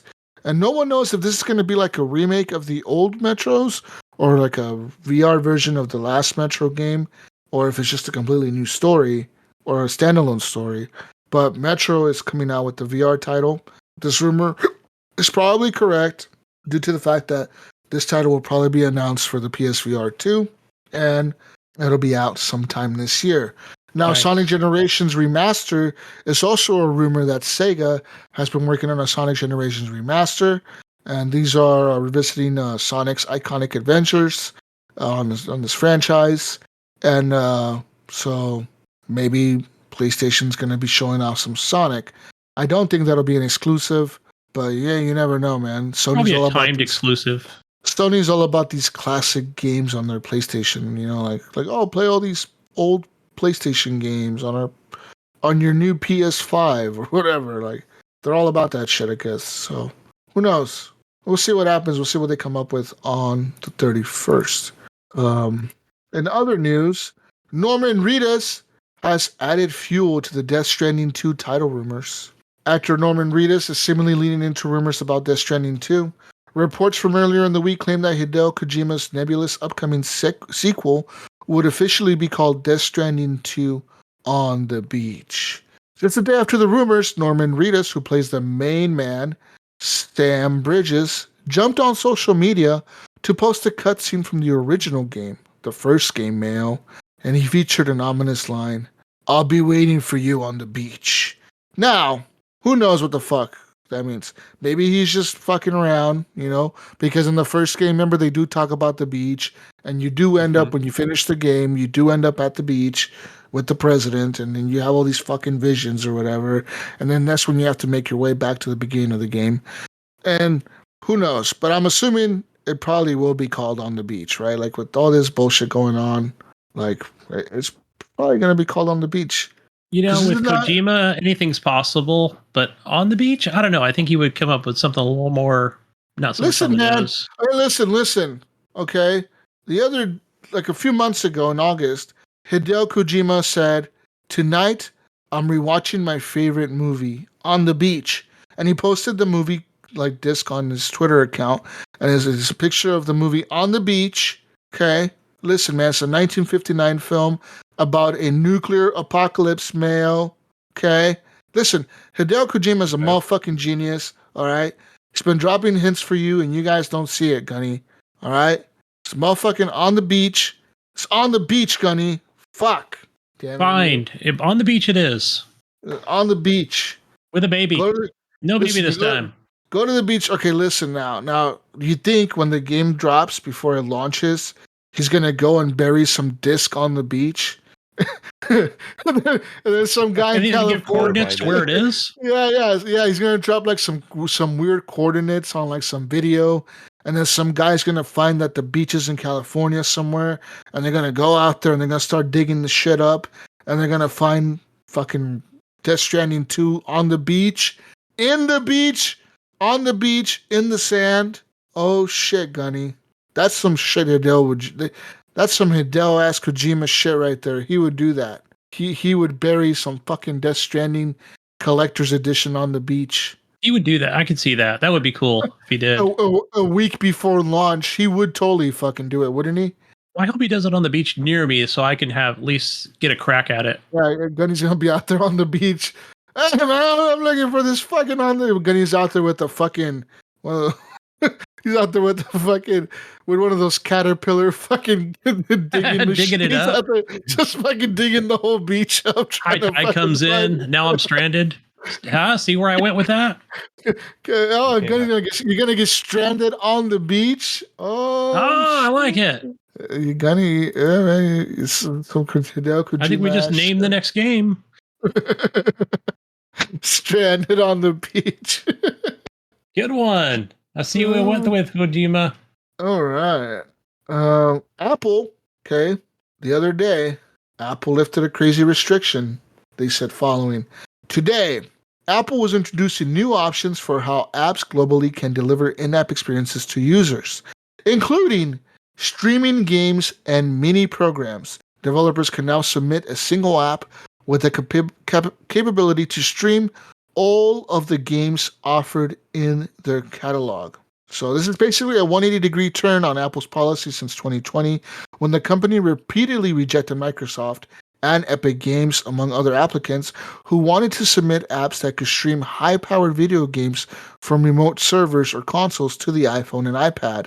Internal emails revealed in a court case show that Apple considered game streaming applications as a way to load multiple games onto the platform without each title being reviewed as a separate app, as is the norm for the 1.8 million applications presented today to iOS users. That was Apple's official line anyway. Others suspected that it might simply be a red herring, with the company's true intent being the protection of the iPhone's lucrative programming gaming ecosystem. Anyways, but so there's that. So pretty much back on there soon. Apple reversed their shit. Okay, this was because an antitrust ruling in the EU forced it to open up the iPhone and iPad to third-party app stores for the first time. This is a further fallout from the legal fight started by Epic Games, as it seeks to offer players a way to play Fortnite and other mobile games without sharing a slice of in-app purchase revenue with Apple and Google. Epic is already making plans to bring the popular Battle Royale shooter back to iOS for the first time since 2021. So there you go. Not just that, I'm pretty sure Microsoft announced recently too that they're also working on updating and patching their cloud gaming app to bring the Xbox Cloud Gaming and Game Pass to your iPhone. So that's a big thing, man. Now we're gonna have iPhone, like iPhone. You can play your fucking Game Pass games, your Fortnite game, or like a tablet. Do you think that'll make? I'm just curious if, like, so you mentioned the Game Pass thing, where because now you can take you're using your browser, right? Any browser. I think they're all pretty much the same, even Edge or fucking Bing or whatever. Do you think that's going to make? I guess it would make a difference where now I can do it with Edge on my iPhone versus, hey, there's an actual app in the store that says Xbox on it. I guess that would bring in more players to say, what's this? When they're searching for games in the store, assuming it's going to be under that, right? Play Xbox games. It'll be under Xbox, I would assume, right? Yeah. Who knows? I don't know, but I'd like to see Sony do it too. Come on, bring your stuff over to mobile. Not everything. Oh yeah, Sony's going to do it too for sure. They're going to bring it over. Why not? Put PS Plus in there. Essential. They have to do it. They have to do it to stay relevant. You know what I mean? You have to. You cannot not do it. When your competitor is doing it, you cannot not do it. You have to fucking do it. Yeah, bring Essentials in there. I think it would be great. $10 a month. Let's go. In other news, never before seen footage of an ultimately canceled Call of Duty game has emerged online, providing a glimpse at what was planned, and at one stage at least, to be Call of Duty's first major jump into sci-fi and outer space. Footage from a future warfare game, codenamed NXI, was posted online recently. Brian Bright, a video game industry veteran who worked on the game, confirmed NX1 was made after Infinity Ward imploded. So that would have been around 2010, before Titanfall came out and before all those guys left and created Respawn around that time, You remember that time? It was weird, right? They just had released Modern Warfare 3. And I actually remember this, Jesus. This is the first time I've actually seen footage. This year, Neversoft. I want to say this. They did talk about it. I don't know if they did. They said it was canceled. Neversoft, previously known for their Tony Hawk games, was making this game after pivoting from his work on Guitar Hero franchise. The aim, Bright said, was to make a futuristic Call of Duty game. In the leaked campaign footage, we see a mission to the moon. The footage emerged from a test, Bright suggested. This mission was on the moon, some experiments with low G, and was really about the team learning the engine. We were making GH games on our Tony Hawk Pro Skater engine prior, he said, and Bright was the multiplayer lead on Future Warfare. He said this game would have been in place of Call of Duty Ghost, which released in 2013 from Infinity Ward. He said we had 2 to 3 campaign missions and a bunch of multiplayer work done. I was the multiplayer lead on this before they canceled it. One thing we really liked in multiplayer was the first escort mode in COD. There is footage out there about this mode. The escort mode, he said, involved teams pushing an unmanned ground vehicle through a map's checkpoints. Presumably one side attempted to attack while the other tried to destroy it. The UGV had a trophy system attached to it automatically, which would destroy nearby explosives. Work in progress footage of NX1's multiplayer mode has also leaked, showing futuristic weapons in action. As Bright said, multiplayer was not finished and the game was ultimately cancelled, which helps explain why the footage does not look like the game that's ready for release. But yeah, I mean, I watched some of the videos on this, and sure enough, it looks like a Call of Duty title. It does, yeah. And it's like something Infinity Ward would make. One of the missions that I saw was the one on the moon where you're like on a moon base and you're getting attacked and you have to run inside and try to hide from the attackers and get away.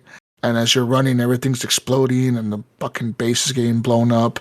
And that shit looked pretty cool, man. I think it would have been maybe a better title than Ghost, huh? I think Ghost so. I didn't like Ghost. Ghost kind of flopped, dude. Be honest with you. Yeah, I remember that being. I didn't like it at all. A launch. I think it was a launch on the Xbox One. I believe that was. Yeah. That was the launch title, one of the launch titles for the Xbox and PlayStation 4. But yeah, so there's that. In other news, we'll move on to some Microsoft Xbox news. Microsoft is expected to ship a minor refresh to the Xbox Series S later this year that is more energy efficient. Microsoft is rumored to be preparing a refreshed Xbox Series S for launch later this year that will include a handful of minor improvement and changes, including upgraded connectivity capabilities and possibly an updated selection of ports, a shrunken die that's more energy efficient. This is thanks to unredacted documents that were uploaded by Microsoft and accidentally published by the FCC. We know pretty much everything there is to know about the upcoming console, codenamed Elwood. We even know that Microsoft is planning a refresh of the entire hardware lineup they're offering, including the Xbox Series X, which will be getting a new design and more. Assuming these plans have not changed since the documents were authored, here's everything we know. So it says here, Microsoft is expected to take the wraps off this new Series X in late June or early July, likely during their annual Xbox Game Showcase. That usually takes place around June or July. The hardware will then launch a couple months later, likely around August or September. According to these FCC documents, Microsoft intends to price the new Xbox Series S at $299, matching the current price of the Series S with the 1 terabyte storage. The FCC documents imply that the new Xbox Series S will also ship with the 1 terabyte storage. So, this is what you get, Gunny. So I'm looking at the thing, okay? Listen, I'm looking at the fucking thing, all right? The fucking slide, all right? Listen, Elwood, the best value in next-gen gaming, once again undisputed, Gunny. Elwood will deliver, Mayo, Gen 9 console gaming with more internal storage, faster Wi-Fi, reduced power, and a more immersive controller, all for the same affordable price.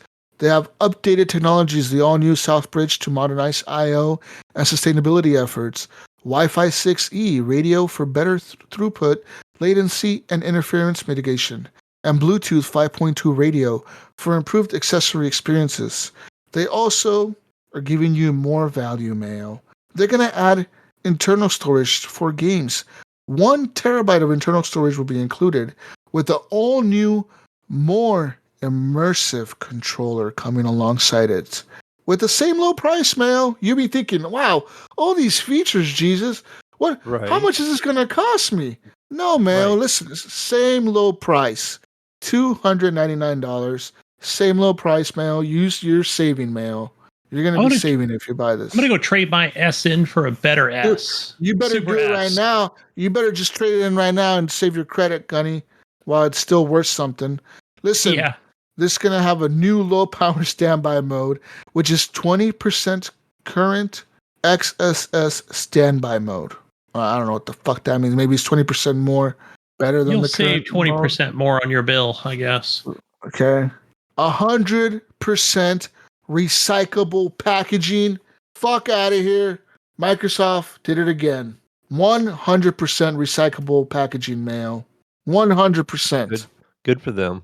It's not going to the dump, is it? It probably is, but not the the Yeah, I packaging. I don't know. Do you guys keep your boxes? Like I kept my Xbox box. I keep I all keep- my I keep boxes. them. Yeah, I don't throw keep shit them all. away. Yeah, I don't throw anything away, dude. I keep boxes from like fucking 5 years ago. I don't I throw keep all shit the away, papers man. and everything that came with it. It's Yeah, like all in I my keep box today. papers. I fucking throw my receipt in the box and leave it in there. I make sure that Yeah, shit's I all usually keep there. it for about 5 years. I don't lose that shit ever, dude. Yeah. So this console will also feature Mayo a brand new USB-C port in the front in place of the USB-A port that's present on existing Xbox Series S. However, what else? Who knows? But it says here that this is just a rumor about the USB-C port that has not been confirmed because some of the photos still show the USB-A port. So people are saying like, we don't know. The rumors have it USB-C, but it might still be the old hobo port. In other words, also 5.2 Bluetooth Mayo, which would be a first for Xbox. So yeah, it's coming. Listen, Nice. but this is You what won't you, see this that is on what you Sony, want. right? You won't see that on a PlayStation. No. You have to buy their Nah. special headphones Nah. for their stuff. Listen, Project Sebel or Sebille or however the fuck you pronounce it, the world's best controller now playing on a screen near you. Listen, Mal, play anywhere. Xbox Wireless 2 Tech. Not Xbox Wireless Tech, Xbox Wireless 2 Tech. Direct to cloud connectivity for cloud gaming on your mobile devices. You connect through Wi-Fi on your controller to the cloud. Bluetooth 5.2 features on this controller. A new mobile app feature, which you can see what pair of devices you have and your cloud devices that you have.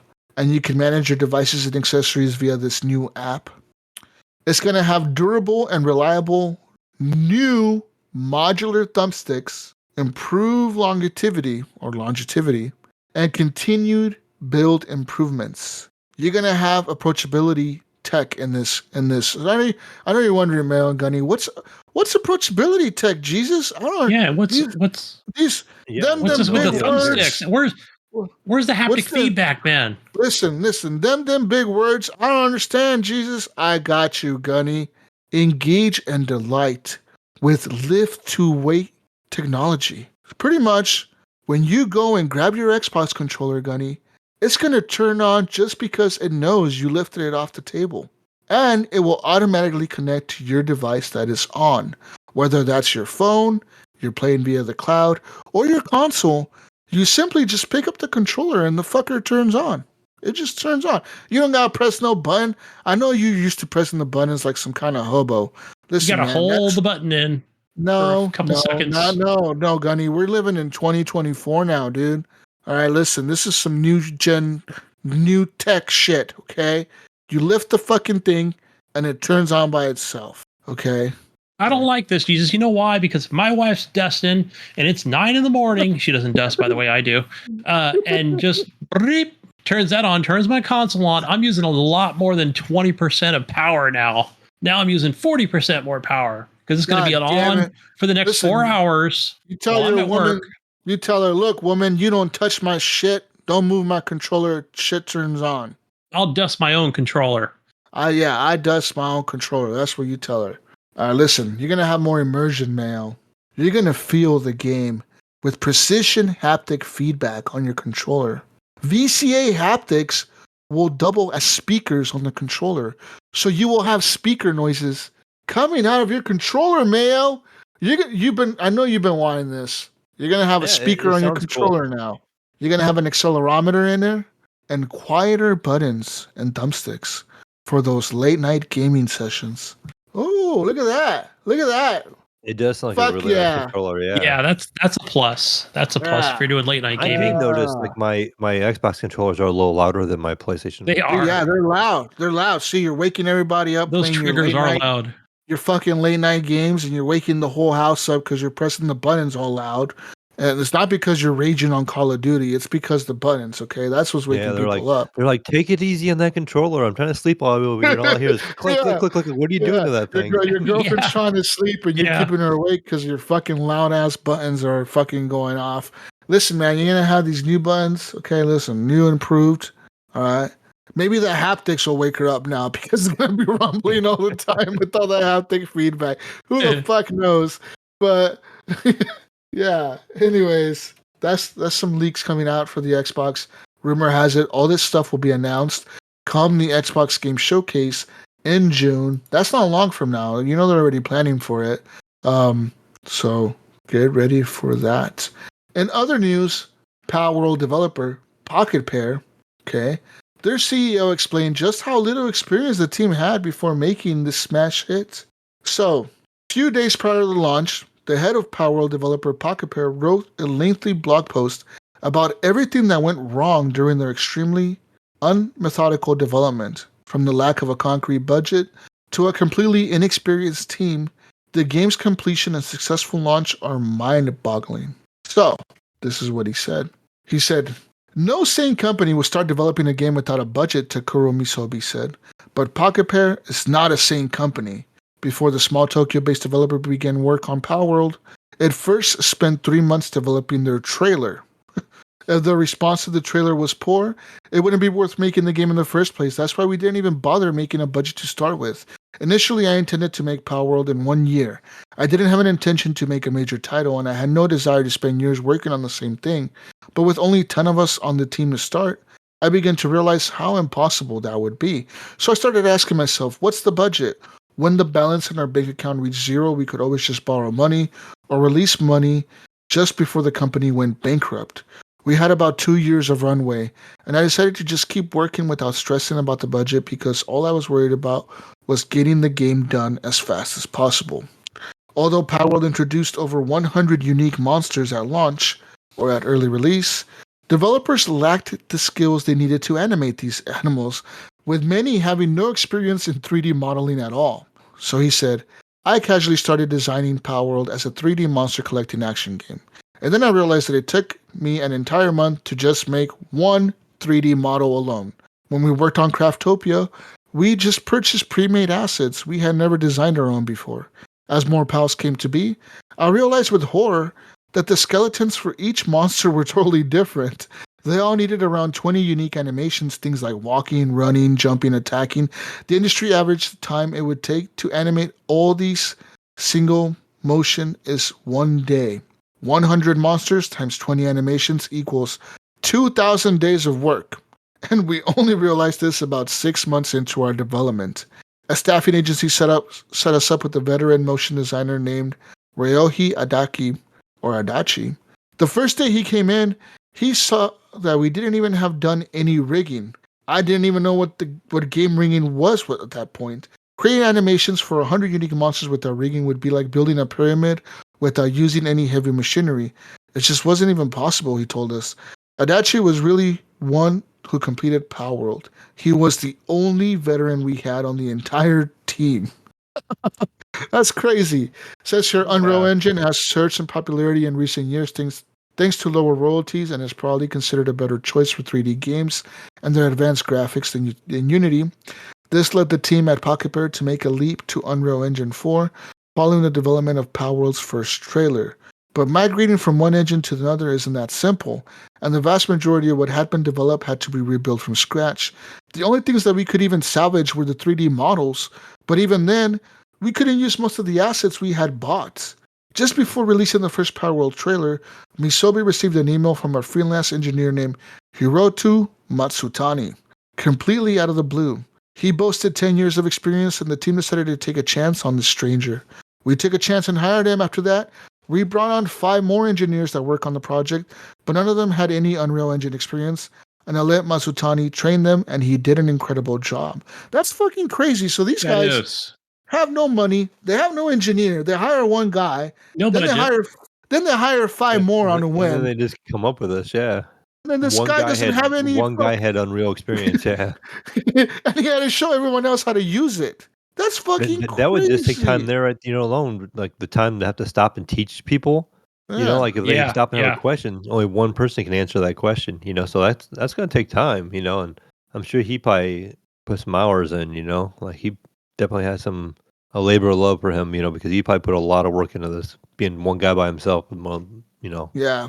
Yeah, his And it says here, Unreal. it says here, the woman behind Power World's creature designs didn't even make it through the vetting process when she first applied to work for the company. While Ms. Zobi liked her portfolio, he worried that she wasn't even a good fit based on the uniqueness of her designs. He said, I thought if she comes to work with us, she won't be able to make the most of her talents, so I rejected her. 3 months later, she sent me a DM. I was amazed that she would be so bold after I had rejected her so recently, so I read her messages. In the end, I hired her, and she drew the majority of Power World's characters. She had applied to nearly 100 companies and had been rejected by all of them. She's a genius, if you can use that word. She draws ridiculously fast, she makes corrections instantly, and she's current on what's popular abroad. I can't imagine what we would have done without her. So there's that. That's crazy. So they wouldn't even have the designer. That is not a quitter. Yeah. That is crazy. You know what? They deserve all the praise they're getting. So good for Power World and good for them. In other news, Power World recently, Mayo, broke new record. They have now surpassed Counter-Strike 2 as the second most played game ever on Steam. They have surpassed Counter-Strike 2. Power World now sits at 2.1 million, 535 players. And Counter-Strike 2, their peak was 1.8 million players. PUBG still at the top though with 3.2 million players. But hey, with the success of Power World, I don't see this stopping. I honestly don't see it. Unless fucking the Pokemon Company and all these companies come after fucking Power World like with crazy lawsuits and the feds just say, you know what, pause everything. There's no way it's stopping. They just pop a needle in it, or if people like run out of things to do. That people grinding the game right now who are already like maxed out. There's probably a lot of people already that have everything done. Those people probably like start dropping off though, and so they gotta keep coming out with some content, to keep people playing. It's something I'm kind of worried about. Like, I'm not worried about it, but like, we're gonna need more content for people because once you get to end game, then what? Then you're gonna start losing some players because they're gonna move on to something else. Yeah, because it's not the kind of game where you start with a new, different kind of character. The game's been out long enough now. I've talked to a couple people. They're like, oh, like I'm level 30 something or I'm level whatever, and I'm like, wow, like already they got a lot of hours in, a lot of time in like high level. So I don't know what max level is or if there even is a max, but I think some people have got some pretty elaborate setups and stuff I've seen. So, and they may be like approaching end game already. Yeah. Yeah, I don't know what the cap is. In other news, Power World got a new update on the Xbox. Power World has released a new update for Xbox and Microsoft Store PC, addressing issues that negatively affected the game's stability. So they've now released a patch. So there's that. This pretty much, they say it fixes some technical issues or whatever, maybe the crashing that we were talking about earlier. And I think that's what it was. Apparently that is live now on the Xbox. The thing with Xbox, they said it takes them a while to verify all their patches because they have to make sure it doesn't break the consoles or break them or whatever, if they're going to release a patch. So they have to vet them and make sure they're good. That's why it's taking them a while. They've already released multiple patches on Steam, but Steam's patch process is way different. They kind of just let it fly. Whatever the developer releases, they could just update it on the go. Doesn't matter. But on the consoles, it's different. They are working on a PlayStation 5 version, they said. They plan to release that sometime early this year. They said that is their next big goal is to bring it to the PlayStation 5. And they also did say the game is apparently 60% done at the point of early release access. They say they don't have much more to build on it, but they definitely will build upon it. They said they're going to add more bosses, PvP, more pals to the world and stuff like that. Another news, Nintendo is taking legal action against a Pokemon clone, but it's not Power World, Mayo. Okay? It's not Okay. Power World. Listen. Instead, it's a new trading card IP titled PokeZoo. Okay, so This is the subject of a January 11th filing for Nintendo of America. That's right. PokeZoo is fucking getting sued by Nintendo for copyright infringement on the Pokemon franchise. If you look at PokeZoo, I mean, it's a trading card game, and they literally have things that look like a Pokeball on the cover of their thing. And they have PokeZoo, which look like Pokemon monsters, right on the cover. And on their website, when you go to PokeZoo.com or thePokeZoo.com, you can buy PokeZoo trading cards, and they are even called Pokemon on there. Okay, like Jesus, one of the packs is called Pokemon. probably spelled differently, but yeah, that's a little No, close. no. Yeah, I went No. to their website and it just tells me it's sorry, this is currently unavailable. Like on their products and It literally says Pokemon on their shit.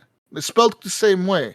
Okay, so it says here further investigation revealed that PokeZoo is described as a collectible card game with groundbreaking mechanics that break the fourth wall. A look at the company's website reveals an incredibly sketchy store with 20 pages of cards and bundles, many of which are sold out, ranging from $0 to $39,990 for a pack. Okay, listen, you want to know what you get, Gunny, with the $39,990 purchase? You get one of 13 in the world, Mayo. MetaZoo Cryptid Nation First Place Caster Mothman Trophy Card. Ooh. One of 13 in the world for only $39,990. That's American money too. That's not like that's a steal. That's Damn. a steal, right, Jesus? yeah, that's a great value right there. I really want one of 13 World MetaZoo Cryptid Nation First Place Caster Mothman Trophy cards. I knew that's what I wanted my whole life. Fuck buying a house. Fuck a car. Yeah. Nothing like 40 grand well spent. Fuck a brand new car. I want a Cryptid Nation Mothman card, okay? That's what I want. But yeah, anyways, obviously they took the website down already. This lawsuit fucked them up, I bet. They're probably like, oh, fuck. Oh, shit. We're getting sued by Nintendo. We thought they were going to sue them other Power World guys. They were going to be worried about us. We thought they were distracted. No. They were distracted with the Power World people. They weren't going to sue us. No. Fuck no. So there's that. That's all we have for news, gentlemen. There's really no more news. Everything else is just Power World. People are, still speculating if Power World is going to get sued by Nintendo and the Pokemon Company. People are saying they can, but maybe they won't, because apparently since they're both companies based in Japan, the lawsuit would take place in Japan. And in Japan, to prove that whatever you made, whether it's a book, whether it's a movie, whether it's a game, whether it's anything you invent in Japan or whatever, as long as it has 7 unique points of differences, just 7, it will not be considered a trademark or a copyright infringement. But it has to have just 7 uniquely identifiable points of differences to prove that it was not an outright copy of something. So with that being said, that's probably why Nintendo hasn't taken action, or the Pokemon Company hasn't taken action against Power World, because they're probably thinking, fuck, like, there's too many changes.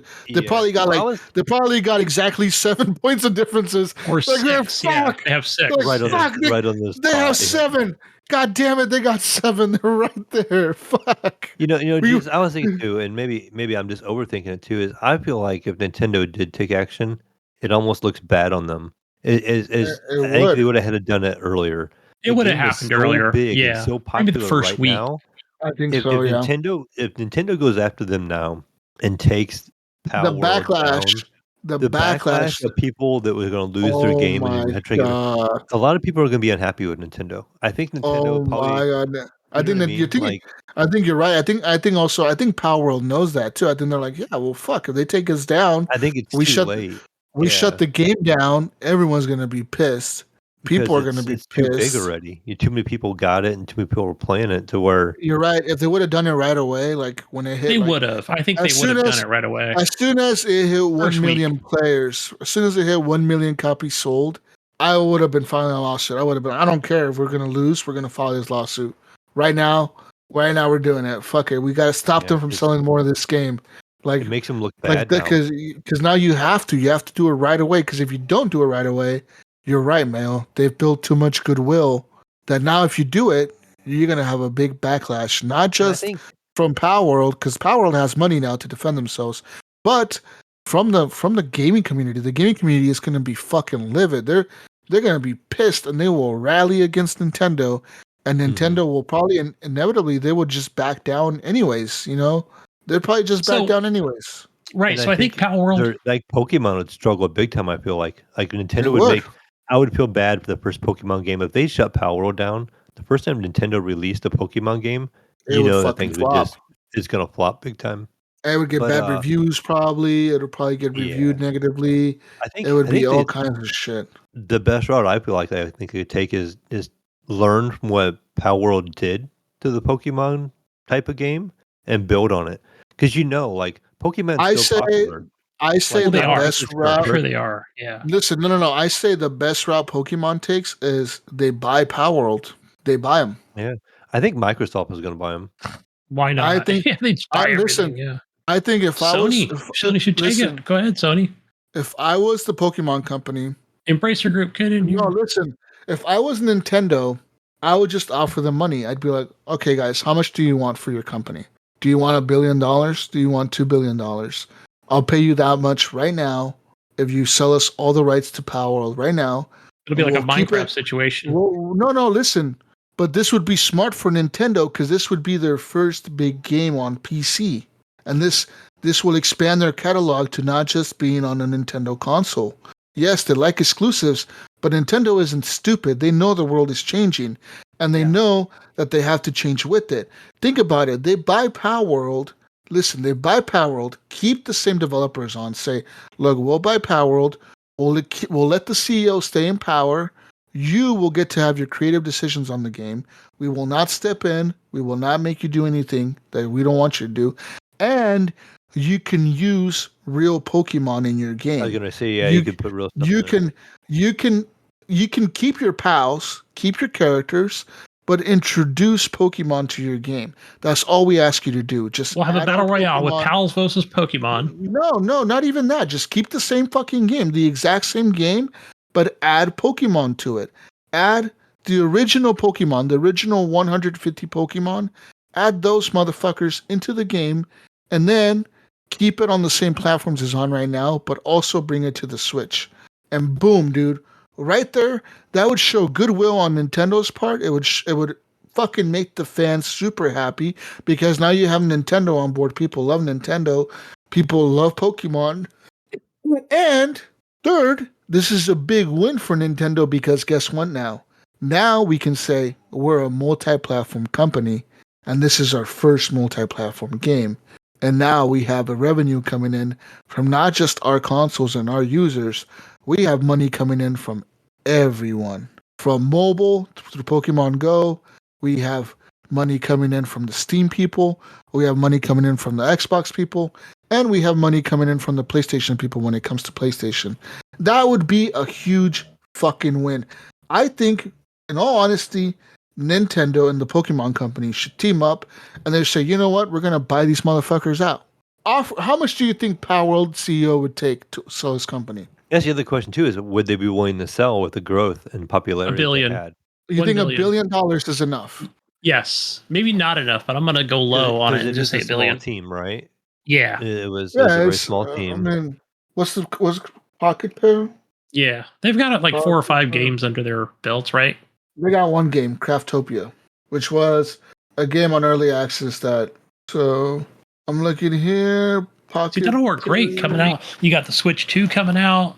We're gonna call it Power World 2 North and South. I'm trying to look at. how many employees they have. It probably changes every day. All right, Pocket Pair. Oh wow. So right now they have 50 employees. 50. Yeah, so 50, $1 billion, and say, look, we'll give you $1 billion, and to each of your employees, we'll offer them $1 million apiece. That's $1 billion and 50. So $1 billion and 50 million. So is that enough money? I think that's enough money. Oh, I think money.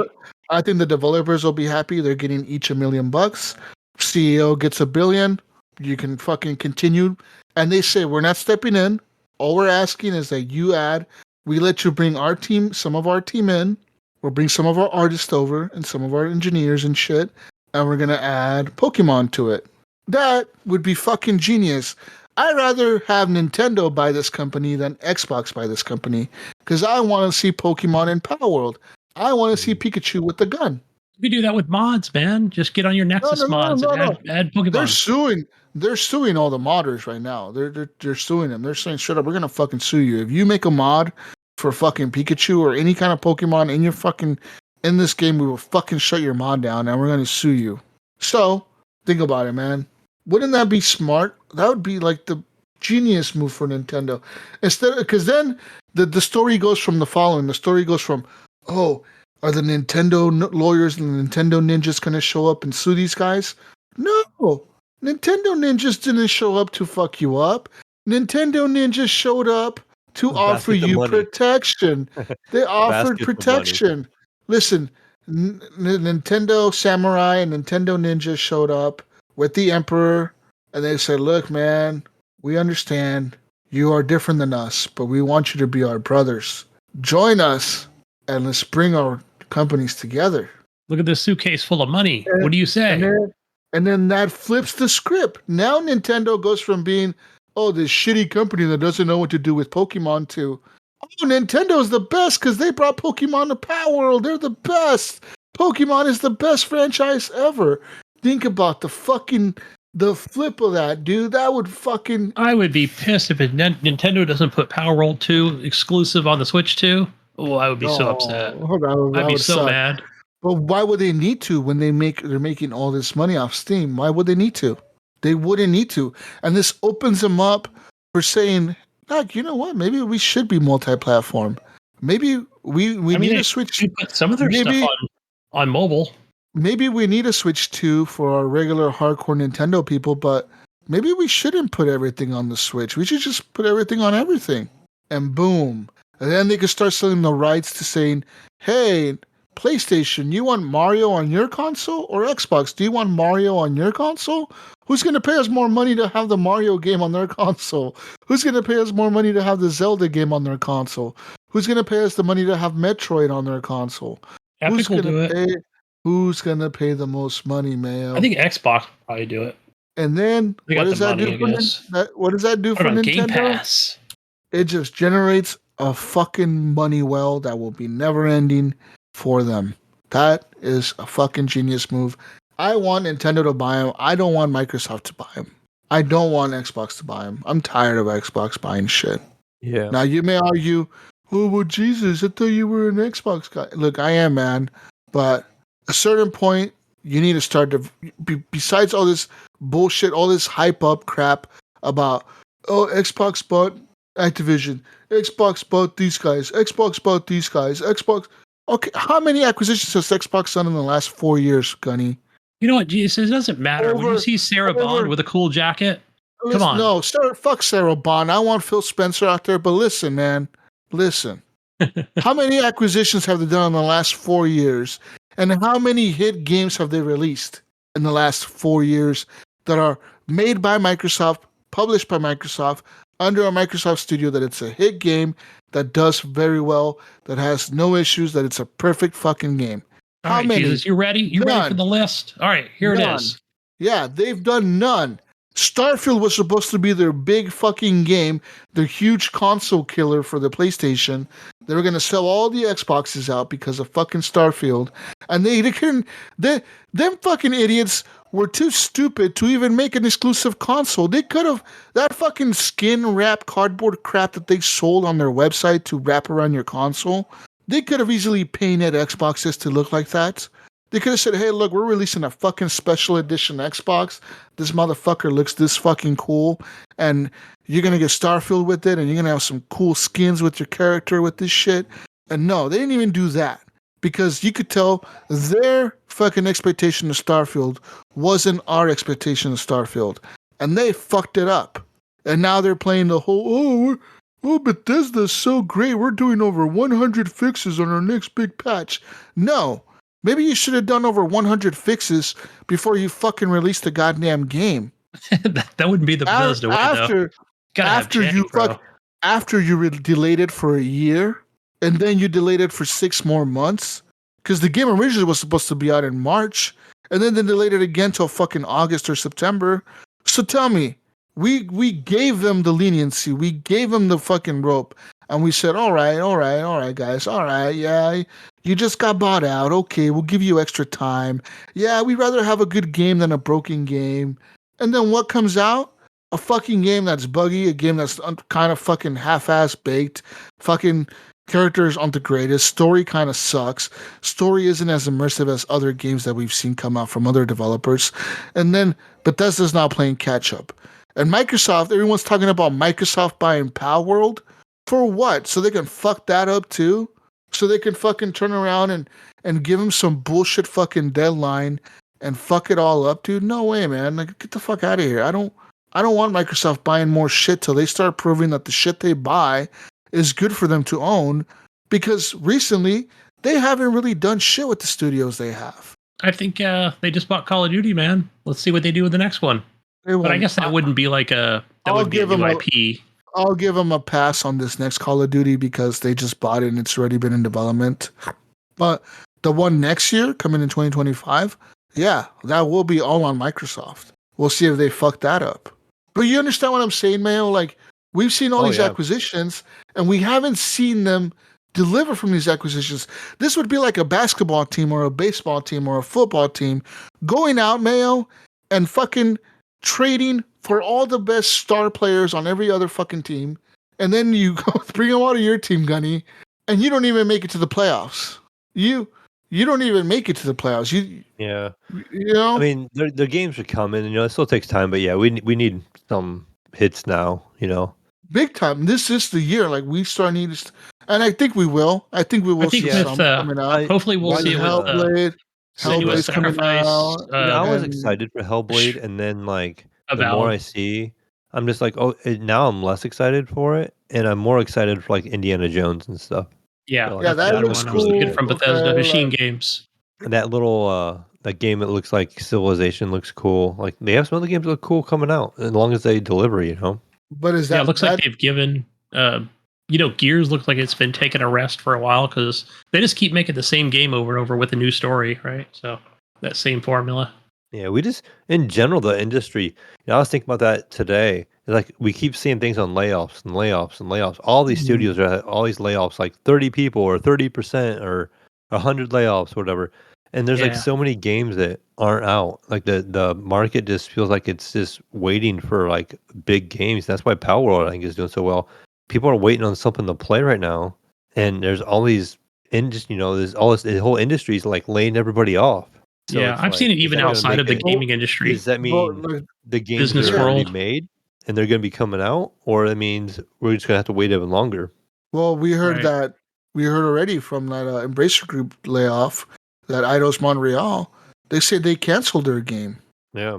So I mean, how much is that happening? How many games are being canceled? Because didn't Microsoft just had a big layoff with the Blizzard? Was it the Blizzard thing? Yeah. Yeah. And you know who left? Mike Ibarra.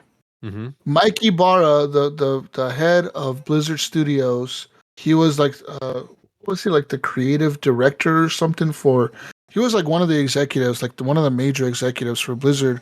He left Microsoft back in like 2017 or 2018, I think. I think him and Rod Ferguson left, right? So I don't know what Rod Ferguson is. He going to stay with them? He left Microsoft to go join Blizzard team. He was an executive. He was the executive director at Microsoft for their game strategy or whatever, like their gaming studios. He was the manager of that, and he left Microsoft to go work at Blizzard. And at the time, he said, quote, This is where I want to be. This is my dream position with the company I want to work for in the future. And you know what's funny? All of a sudden, Microsoft acquires them. Who's leaving? Mike Ibarra. Why? Why doesn't he want to work for Microsoft? You know what I Yeah, mean? maybe him and Phil weren't getting along. Who knows? Maybe he Setting doesn't fucking. Nadella? I don't know. Maybe Phil stole his jacket one time or something, and he's like, "You motherfucker, that was my jacket. You stole it." Stole his Camaro, Mayo. I'm Threw just it saying, around. dude. Maybe he stole his parking spot or something in the parking lot. I don't fucking know, man. I mean, I don't know, you know. But isn't that weird that Mikey Barra is leaving Blizzard? It is. After He just, said that was an abrupt announcement. He just said, today's my Yeah. last day. Yeah, he said, "Fuck it, I'm out of Yep. here." Like, yeah, I'm leaving. And everyone's like, "Where are you going?" He's like, "I don't know. I'm gonna just leave. I'm gonna do nothing for a while." But isn't that weird? Like, no other job lined up. I mean, he probably has a shitload of money, right? But Yeah. like, nothing else But lined up. he didn't say, I'm giving my 30 days or 60 days. He just said, today is No. the day. Goodbye. Yeah, he just said, "Oh, fuck this, I'm out." Isn't that crazy? Like, to me, that's crazy. I'm like, what the fuck? I bet Microsoft is thinking, what the fuck, too? Because they're probably like, oh, fuck, now we got to replace this guy with somebody just as good, if not better. Who the fuck are we going to replace him with? You know? Yeah. I'm just, to me, all I'm saying is I do not want to hear Microsoft is attempting to acquire Power World. I much rather hear Nintendo's trying to acquire Power World. Pokemon Company's trying to acquire Power World. That would be It'd be a a good positive fit. move. It would be the perfect fit, dude. It'd be like fucking buying your crazy stepbrother and having him calm down. You know, like, all right, motherfucker, you're getting a little hype up over here. Let's go home, man. Okay, come on, Power World. Let's go home. You're drunk. All right, we're gonna just sober you up a little bit here. We're gonna add some Pokemon to your shit. All right. Even if they made the rule, if they add Pokemon to the game, right, and said, all right, only the POWs can hold guns, people would not give a fuck. People wouldn't care. People would be like, oh, that doesn't matter. No, because I'd be in the game streaming and just shooting Pokemon, Yeah, people wouldn't care. People would be like, oh, cool. burning them alive. Yep. Like, it doesn't matter. Like, yeah, so, like, whatever, dude. I say fucking do it. Fucking do it, Nintendo. Figure it out. Figure out how much money you can cough up to fucking buy Power. And you figure they're both in Japan. That would be yeah. I would just walk down the street and knock on the door. Say, I here's $1 would. billion. You come. I buy you. Okay, good. Done. Let's do it. Listen, Nintendo in 2023 had $13.9 billion cash on hand. 13.9. Take $1 billion of that and buy them.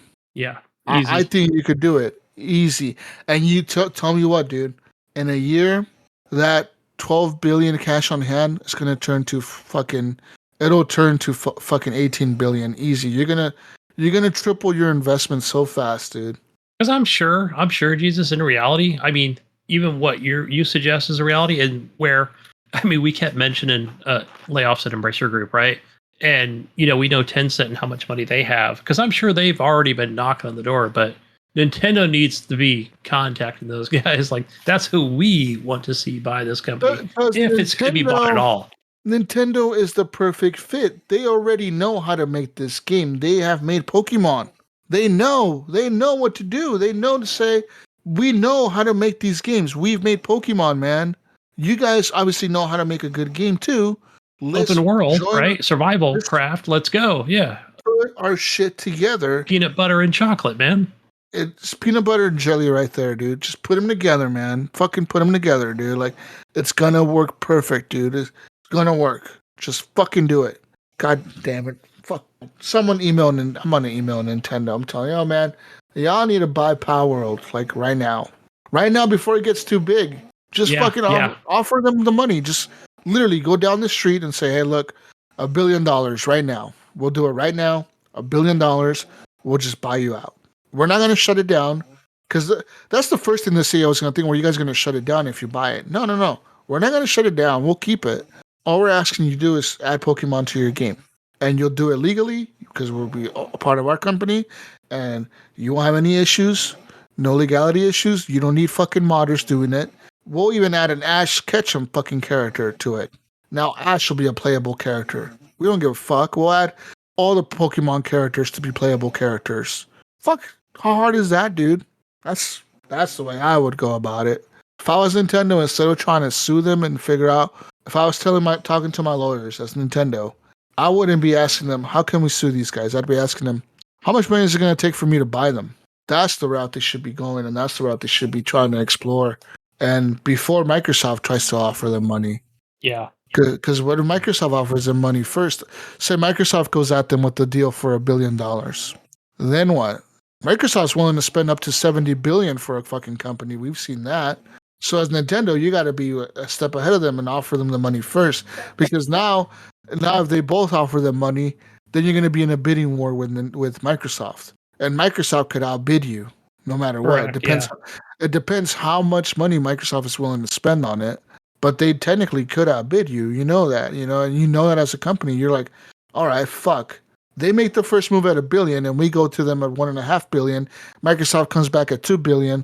Then we go back to $2.5 billion. But what's our max? It's our max $2 billion that we're willing to spend. Are we willing to spend $1 billion only? Is that what our max is? Like, what's the max? And there has to be a cap. And guess what? Microsoft's cap, it's quite a bit higher than yours. Yeah. Just a little bit higher than yours, and that's the scary part because, but if I was Nintendo, I'd make the first move. And not even just to like try to outbid Microsoft, right, and be the first ones there, but because you are both Japanese companies, you can use that leverage against Microsoft. You can be like, look, we're both Japanese companies, man. You really want these fucking American companies coming in here and telling you what to do? No, man, like stick with our people, our culture, our fucking, we know the ways, just fucking come walk with us in our Japanese garden. Come, we got a nice one. Come over here. Let's go on a walk, Mayo, in our Japanese garden over here, okay? Let's talk about this, okay? That's what they got to do, man. Use that leverage against Microsoft, because if Microsoft buys them, I don't think the game is going to be, it's going to do good, but I don't think it'll be as good or as great as it could be with Pokemon in it. You add Pokemon to this game, dude. Goodbye, Fortnite. I'm telling you, Fortnite, Epic would be scared. Epic would be like, holy fucking shit. These motherfuckers did it, Mayo. I gotta sell half of my forest now because these motherfuckers just fucking added Pokemon to their game. God damn it. Fucking shit. Like, fuck. We're fucked. Fucking Steam exclusive. God damn it. Fucking shit. What is this fucking Steam exclusive shit? God, fuck. I'd be so mad if I was Epic right now. I'd be fucking scared. I'd be like, if I was Tim Sweeney, I'd be scared for half of my forest. I'd be out there on my forest all day, just walking around, enjoying it while I can. While you still has it. Because I'm gonna have to sell half my forest when fucking Nintendo buys this shit out and adds Pokemon to it. You know what I mean? Fuck. Well, yeah, that's my 2 cents on the whole matter, dude. I don't think they should sue them. I think they should buy them. Yeah, it's too big. It's too big, man. Fucking 5 million copies sold already. They said. Yeah, I thought it was higher than that. I thought it was like 6 million, but yeah, either way, it's a lot. Let's say it's 5 million at $29 each, $145 million. You go at them with an offer of $1 billion, that's almost 10 times that amount. And say you even offer their employees, I would do that. I'd offer an incentive. I'd be like, here's $1 billion for you, and here's $500,000 or $1 million for each of your employees. Go enjoy a nice vacation or whatever. And boom, done. Like, that's all you need, dude. Anyways, that's all I have, Mayo. Yeah. They need to make some moves, right? Fucking Nintendo moves is what they got to make. Can't beat them, Gunny or Mayo? Join them, right? Buy them out. Can't beat them? Yeah. Join I them. definitely don't. I'm not worried about any kind of lawsuit from Power Order at this point. Like, I don't think it's going to happen. I don't think so either. I also, like I said, but what I am worried about is stupid fucking Xbox coming in and buying them and fucking it all up. Because Xbox doesn't need to buy more shit right now. What they need to do is figure out their own goddamn shit and what's going on in their fucking studios to get some fucking games out finally, you know? You could buy all the fucking car companies in the world, Mayo, but what happens when you don't make any good cars? Right. Doesn't matter because no one's going to buy your shit. Like, nothing matters. Like, My point is, Microsoft needs to start delivering on their promises. You know, they could promise you the world, man. They don't deliver. Like, it doesn't matter to you. You know what I mean? At a certain point, you stop taking what they say at face value. You know, Microsoft could come out every fucking week and say, "Oh, we're buying this company. We promise you, we're gonna be the best developers and the best publishers out there," and they just don't deliver. Like, at some point, it's gonna be like, "All right, man, what the fuck gives here? Like, what are you doing? What the fuck are you doing? PlayStation's over here fucking with the same fucking studios they've had for the last 10 years, and they're doing good, you know?" And I know the defenders are going to be like, "Well, that's just it, Jesus. The PlayStation studios have been there for so long. They're already established." Don't give me that shit. Bethesda was way established way before Microsoft bought them. Activision has been established way before Microsoft bought them. I don't want to hear the excuses of, "Well, they're established. They already know what they're doing." You're telling me Bethesda doesn't know what they're doing and they haven't been knowing what they're doing for the last 20 fucking 30 years? No, dude. Like, fuck out of here. You know what I mean? Yeah. They're not little indie studios that just popped up that don't know what they're doing. They're long established companies with huge development teams that know exactly what they're doing, but they're not doing it. Is it because they have Big Daddy Microsoft there now? They don't got to worry about being shut down? Is that what it is? Like, oh man, we could just take fucking 10 years making this stupid little fucking game. And it doesn't matter because we could just keep telling Microsoft, "Oh, we're working on it," and they don't care. Right. Because We they got won't. money coming in or funding coming in. Yeah, So they'll never shut us down because they bought us. So they'll never shut us down and they'll keep us working forever. Like, no, dude. I think at a certain point, Microsoft and Phil Spencer have to go in there and start smacking people around and saying, "Hey, motherfucker, what are you doing eating your fucking avocado toast and not working on this fucking game?" You know what I mean? You get in there and smack some people around, Mayo. Stop drinking your fucking matcha latte and get to work. Fuck you think Xbox is gonna sell itself? You think they're going to take your cappuccino machine away? Yeah, I would. I'd take away all their shit. I'd fucking make them work in the fucking basement. Like, motherfuckers, you guys all wanted 4090 Ti's. Okay, and we got you guys all 4090 Ti's. For what? So you guys could fuck off and play Power World instead of working on the game? Everybody got a cool imitation Phil Spencer jacket, but Yeah, they're not happy, huh? stupids. Anyways, I'm done ranting. I'm done. I'm done, I man. think we're done, right? We're done. We're done. Benny, we're done. All right, guys, go claim your free game over on Epic. I'm not on the same device as when I started this show, but Oh, we can tell. Yeah. probably with the audio too. So yeah, go get that. Nothing yet for PS Plus. I don't think it's been announced yet, and really nothing new on Xbox Game Pass besides Pal World. And the game I mentioned, the Go Mecha Ball or whatever it's called. But yeah, guys, go find me over on Epic and Steam and Xbox as gamertag Gunny Chief, and over on the PlayStation playing Spider-Man. That's HGP_Gunny. Where do we find you, Mayo? You gotta find me everywhere on the PlayStation and Xbox and Discord, as you know, on Steam as the Mayo. Come find us on Discord. And find me on everything as Jesus Walkslot, and I'll definitely be playing Power World tonight. Like, I'm already I'm geared up in my head. I'm gonna stay up for the next few hours. I need to get my base set up, my initial Power World set up working, and then I'm gonna go to bed. And I'm gonna wake up and do it all over. Hopefully not the building the whole base part again. Don't build it with wood. Don't build your base with wood.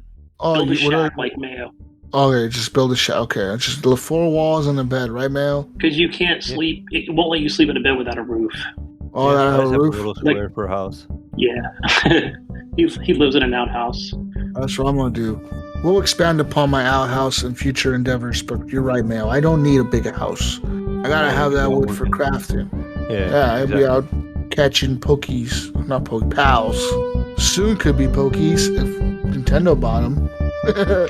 Anyways, we're out of here. Peace out, Brussels sprouts. We'll catch you on the next edition of the Horrible Gamers podcast.